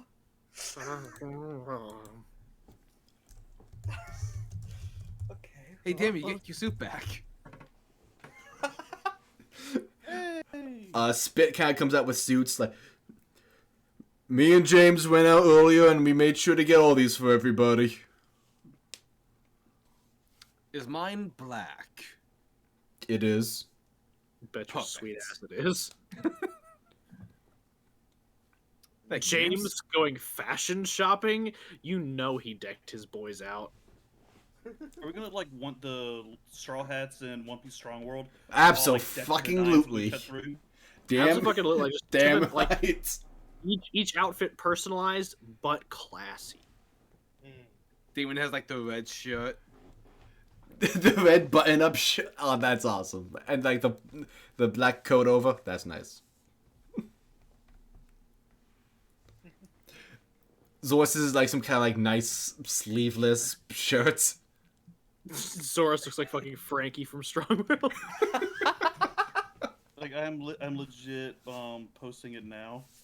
Yeah, let's get the fucking lineup. Stop! You from before. Right, so God, I would love if Damon's Usopp in this right now. Damon, That's hockey. That's hockey. I feel like Damon would look more like Zoro. Yeah. But with like Luffy's red shirt, I can definitely see. Mhm. Honestly, I would say that Aki would probably be Brook just because he's got the top hat and a collared shirt would look amazing. Oh yeah. Always. Actually, I think because Damon likes long coats, he would probably end up looking like Luffy. Actually, I can see it's it. like the long coat. I 100% already know what Kaz will be wearing for this event. I feel like Roland, because he's old man, his tux has tails on it, Beautiful. just like as an inside joke. And Roland sees Roland- nothing wrong because his taste is old man. Roland just looks like a fucking high school orchestra instructor. He looks like Groucho Marx. Roland, yours came with a cane as an inside joke.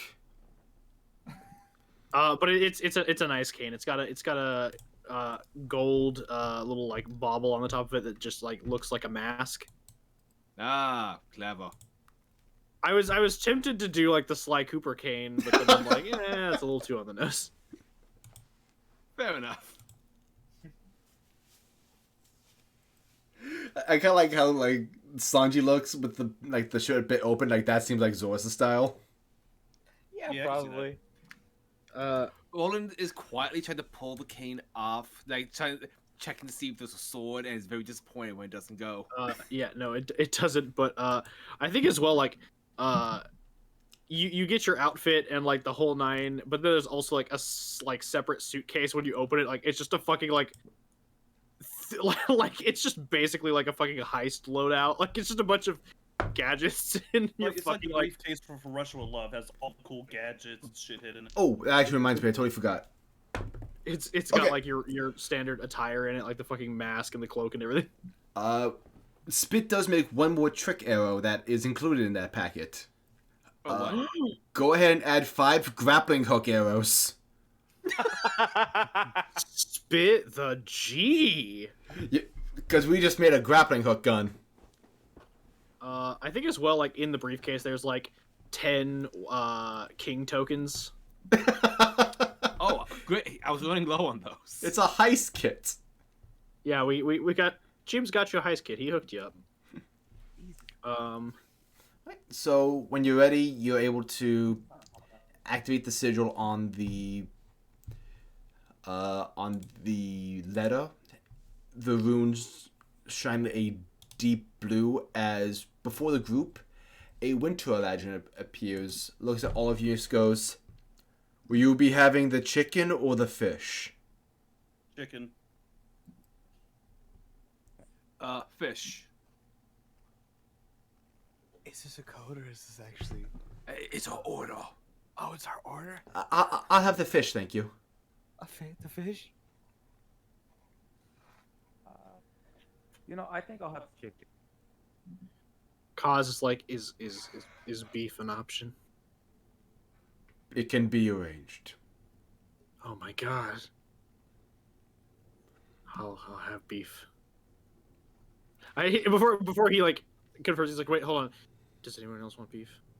Actually, if it's an option, I would love beef. Excellent. We are out of the vegetarian options. Thank you for not asking. It's all good. I'm fine with just a side salad. Like I don't need that to be the whole meal. Good.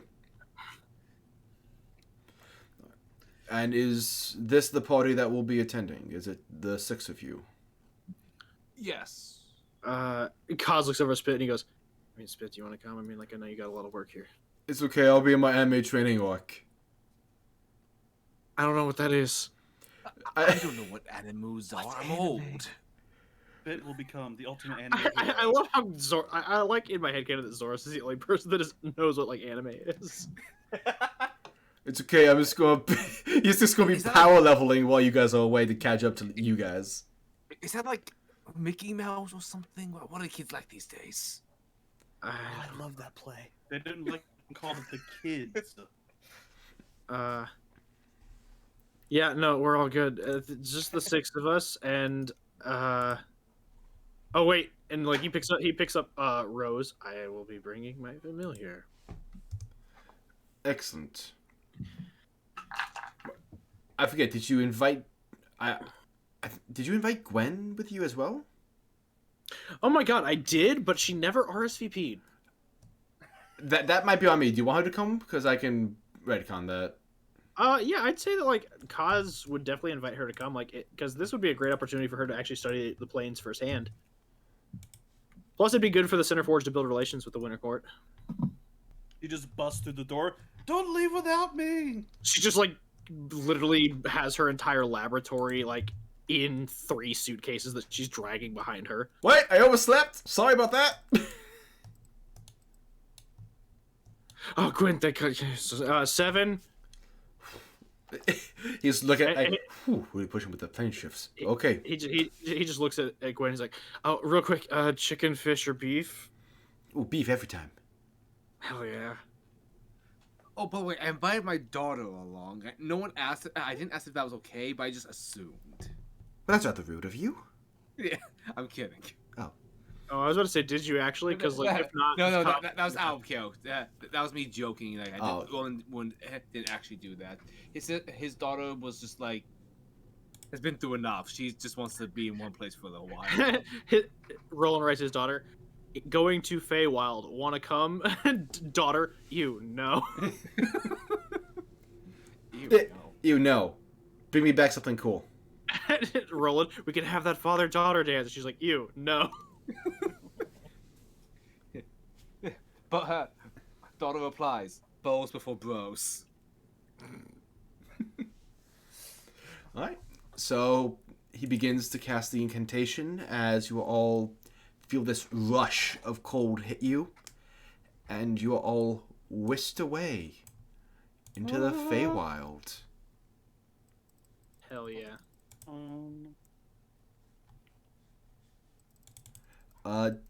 Damon. Nothing, just messing with you this time. Okay. You're good. The seal is now reinforced. You're all good. Right. No one knew what that was worried about. I mean, they know at this point. Yeah. Okay. Yeah. Anyway, let me bring up my notes. You all arrive at this beautiful. As you arrive in the Feywild, your vision adjusts as you are now in this enchanting winter forest. Trees as white as ivory reaching 500 feet into the sky. A soft blanket of snow covers the ground. Stark white stags can be seen walking majestically in the woods and watching on in curiosity at the newcomers. Off in the distance, you see this large palace glistening like crystal. You see others arriving. The scenery is beautiful, but you can't help but notice this chill runs up each and every one of your spines, as if something has now taken notice of you. And no matter where you seem to look, you can't seem to find the source of this feeling. The guide turns to you. Welcome to the Welcome to the Winter Ball. Follow me, please. You approach this tall, majestic castle made of white gold and ice, and you see Winter Legend and pixies all tending to guests. As your guide leads you to a very tall minotaur with this white, bushy fur braided back. He's wearing this nice red velvet vest. He's sort of blocking the door. Proof of invitation, please. Kaz produces the thing. He leans over, takes a good hard look at it. He nods, steps to the side. Enjoy your time in the Winter Palace. Quick question. Because we're wearing these dope suits, do we have to change our AC? Or is that more just, We're calling it more flavor than... Gotcha. Just wanted Yeah. to check. They're magic clothes. Exactly. It's like seeming. In the Feywild, all your clothes are magic. Exactly. Just want to check. Oh my god, I found the perfect image actually for what Kaz would be wearing. As you are all led in, the temperature goes from insanely cold outside to really cold. But no longer seems to be bothering you at all. As if the nature of the palace keeps its inhabitants comfortable. And yet you still feel that sense of eyes on you. You're led down this long, icy, crystalline hallway until you come across these large set of double doors. Your guide turns to you, Kaz. How would you like me to announce you and your company?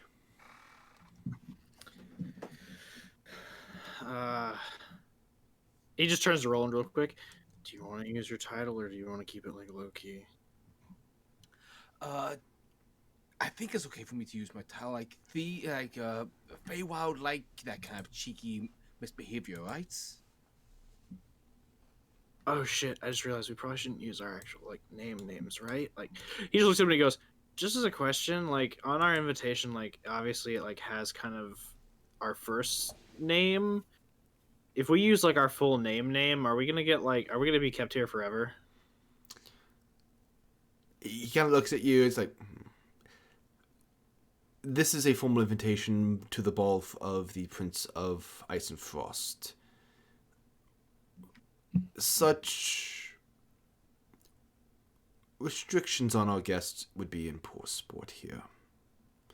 If you would like the extra security of obscuring your actual names, you are welcome to. But the Fae in attendance are not allowed to exploit the names of those fellow in attendance. So our names are gonna be stricken from the record when the event ends, right? Yes. I'm not just gonna wake up in a few weeks with no memory of the past 3 years and be in service like a Fae or something. No. Cool. He turns to everybody else. How do y'all want to be introduced? King of Thieves is kind of like a dope ass entrance. Do you want to use your real last name or your fake last name? His what? Yeah. Don't worry about it. You know what? I miss being called Roland Rift, so let's go with that. I met you 2 minutes ago and you gave me a fake last name? I gave you the name I gave everyone. Don't be insulted. That's the name I give everyone. I gave it to these guys when I first met them. It's complicated. I died a while He's been brought back to life. God, this is the guy that's been murdering peoples in Umari? No. That was someone borrowing my name. Okay. Trust me, I'm the King of Thieves, not the King of Murderers. Yeah, Roland Rift, King of Thieves. I just point to Roland. Wow.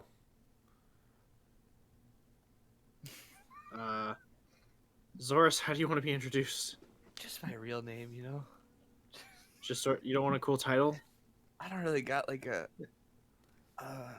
The sun-scorned monk. Scorn? No, that's kind of I'll take the guy. Can we just call him Zoris Asphira, the Dawnbreak champion. That's a really random thing that just happened. You're allowed to. Vampire puncher. Okay, well, He did punch James in the chest. it works. It's just it's just Zorus. It's What just does James Zorus' have to do with the spirit. vampires?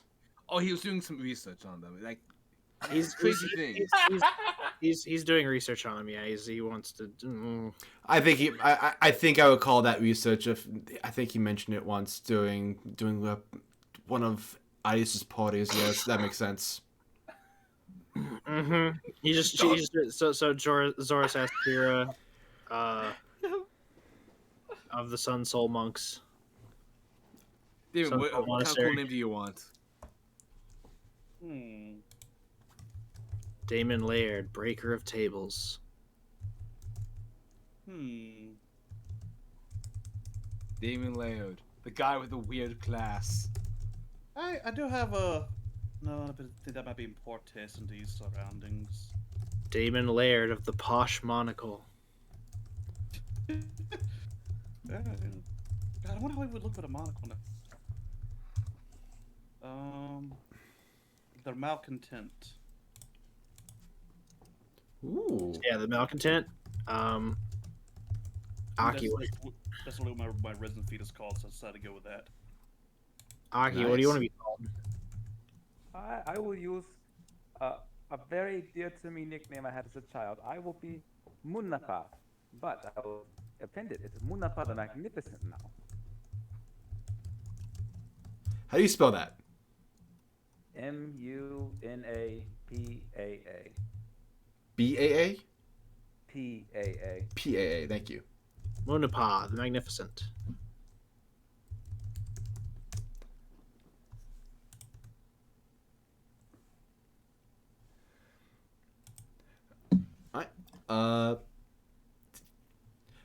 Gwen just kind of steps forward.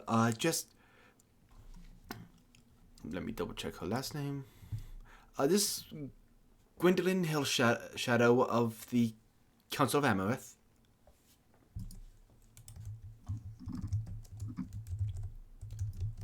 Oh, can I be called the Lord of Malcontent?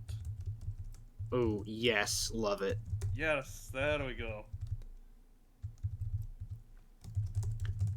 Damon Laird, the Lord of Malcontent. He just turns to Kiala and what do you want to be introduced as? 1 second.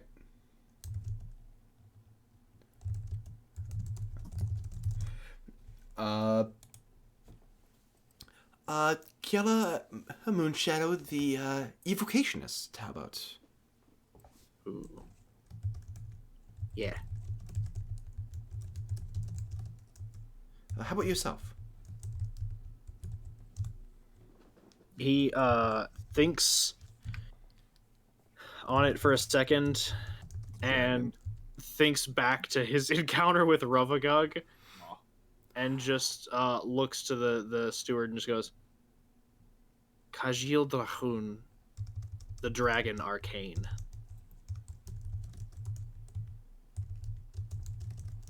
The Dragon Arcane. Excellent. The large set of double doors open as you feel the sense of warmth come through as he introduces each and every one of you. Presenting Roland Rift, King of Thieves, Zorus Asphera, the Sons of the Sun Soul Monks, Damon Laird, the Lord of Malcontent, Aki Yokosuka, Munapa, the Magnificent, Gwendolyn Hillshadow of the Council of Amarith, Kayla Moonshadow, the Evocationist, Khazel Dran, the Dragon Arcane. As you all brought in to this large gala. Ooh. You all enter this extravagant ballroom, faint snowflakes falling from the ceiling, but disappearing right as they reach right above your heads. You see a variety of faces and races spread all throughout this ball. You see Duragar, you see Genasi, you see Eladrin. There's a dwarf bard group in the far back near a majestic throne made of dark stone on a raised platform. On either side of the platform, there are the stairs leading up to it.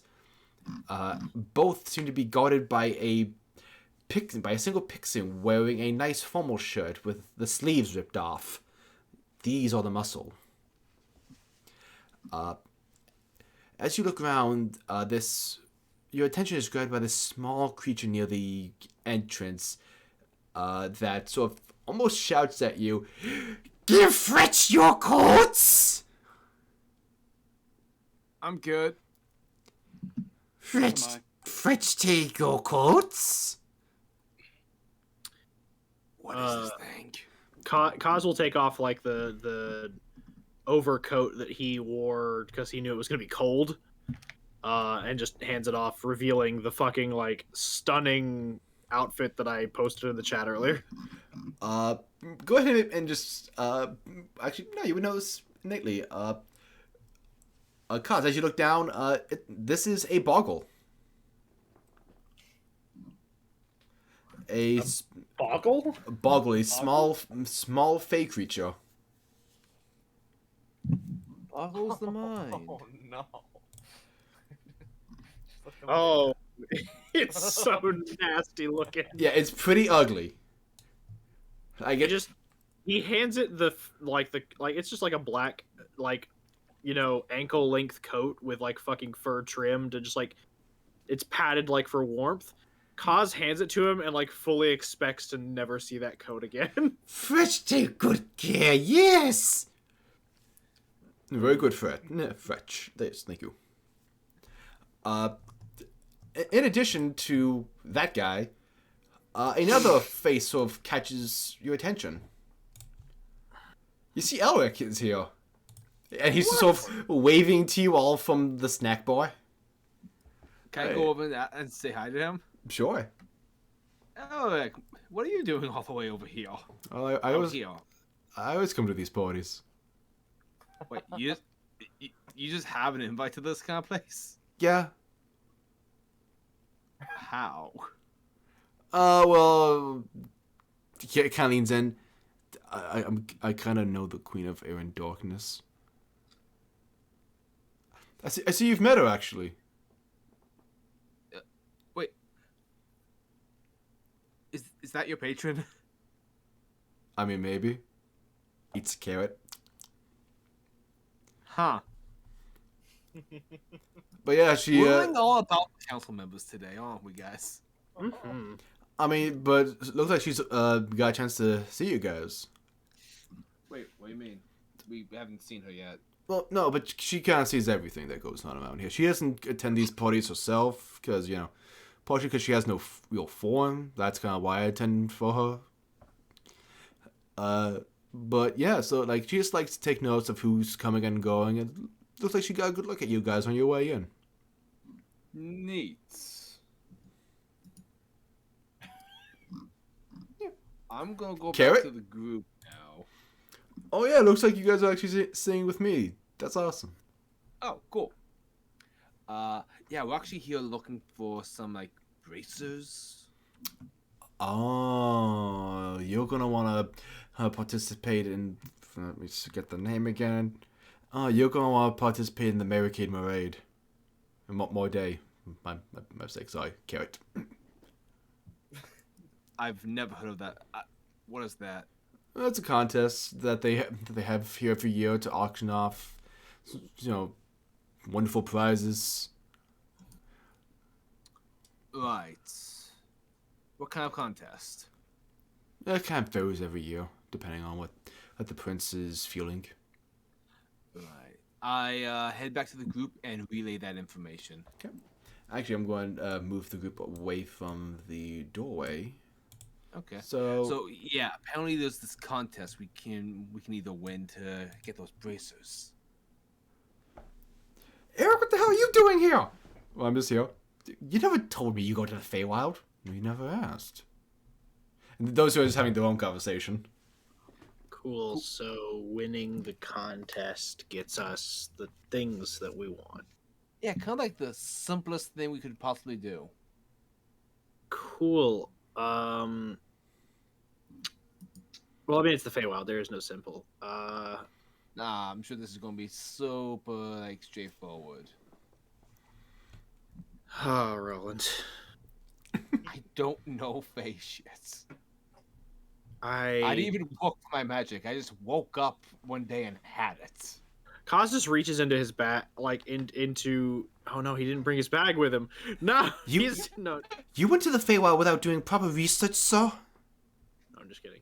I mean, It's okay, cause Roland. I know all we need to know about the Feywild. I'm Don't trust anyone. I mean, ma'am, how different of a place can it be? You go there, you visit, you say hi, you go home. No, I'm just- there is a high chance that you can lose your memories. Hey, you can be trapped here for centuries and not even know it. That would suck. Yes. It would. Hell, didn't know that. I mean, Huh. thankfully we have an invitation, which, per etiquette, should negate that effect. Aye, but still, even though we'd have an invitation and we're being told our names will be protected, perhaps we should limit how much we say about ourselves. Oh, Maybe keep it just official, oh hi, we represent the blah blah guild and yada yada, without giving away too much. I agree with Damon. Also, Kaz like opens up his suitcase and like pulls out like 4 books and just hands them to Roland. Read. I'll read these when we get home. I put them in my bag of holding. No, this is your homework. Find a table, start reading, young man. What are you? Have a couple hundred years. Hey, he's got a point. Roland finds a table and starts reading, I guess. All the books are actually on like it is fully like it's fully Kaz's like Feywild prep shit. Like these are the books that he read to get prepared, and then like they've got notes in them and shit. Roland is 3 pages in, and he's like, you know, these books would be more interesting with a protagonist. Just saying. Flip to the next page. There's a picture on it. Oh, thank God. Actually, a diagram! I mean, that's the best kind of picture. Well, you're sitting next to this old Duergar man with a big white beard, gray skin. Just like you sit down next to him, he's just trying to go off on this conversation about the mines and all this bullcrap, but you're just like, whatever. Pythagoras theorem. I've never seen this word. Pythagoras. Pythagorean theorem. Thank you. Just shouts across the fucking ballroom. Never seen that word before in my entire fucking life. Pause. Remember your etiquette training. At Don't that, shout like, across room. What you do is you take a rock, write down a note, put it around the rock, and then throw it at him. I thought James said you take a rock, write a note on like write a note, tie it around the rock, hand it to a servant, and then have the servant throw it in him. Hey, but James likes to add extra steps to things. You know how he is. But wouldn't it be like impolite to just chuck a rock across a ballroom? Hey, What if it I hit would, one in but the head? But high society people are weird. That's Do you true. need a servant? Or you could just attach the note to your familiar and send her over. Oh my gosh, right, Rose. And I turn to Rose and I'm like, I just write a note and I hand it to Rose and I'm just like, go find Roland. I thought you like I'm gonna write a note on Rose. Does, Why, you fool? question: does Rose find a rock and throw it at me? I mean, Rose is a very intelligent corgi, so well, it's technically an intelligent spirit assuming the form of a corgi. So I assume you guys are just gonna kind of sit down and sort of like begin like taking in the atmosphere for a bit. yes, causes. I was actually going to see if I could roll to see if there's anyone or anything that Damon may recognize that stands out a little bit from the normal crowd. Go ahead and roll perception. Okay. I was also gonna just look for the weirdest person I could find and Okay. walk up to them. Go ahead and Damon's... Oh, that's you- 20. you don't find anything that stands out to you, Damon. Like there's no aside from everyone at your table, there's no other familiar faces. The similar legend that invited you all to the court is actually at your table with you. Like, glad you could all make it. But as for you, Zoris, go ahead and roll perception. Really good at these. It's a natural 20. So 18. Okay, so and you said you're looking for the most like kind of person that stands out. Yeah. Okay, so that would probably be the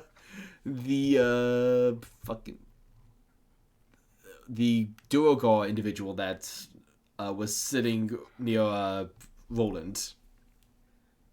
He's like a short Side- gray dwarf. Let me over there real quick. Oh yeah, I work the fucking mines down in the fucking Winter Court. No one thinks. Yeah, I own the mines. Work the Mithril You mines. own the mines? Yeah, Oh my god. Mithril mines, yeah. Oh, that's so cool. Yeah. I'm just a monk. Oh, wow. Nah, don't worry. Maybe one day you can be big and successful like me. Oh, you're cool. I was going to here's a story. It's about this time like the doors begin to open again. Like they open a jaw slightly. Let me actually. Open slightly before you all hear a loud thunderous crack as the doors just slam open. The Fetch, the poor guy, just gets sent flying. As Oh no. boom.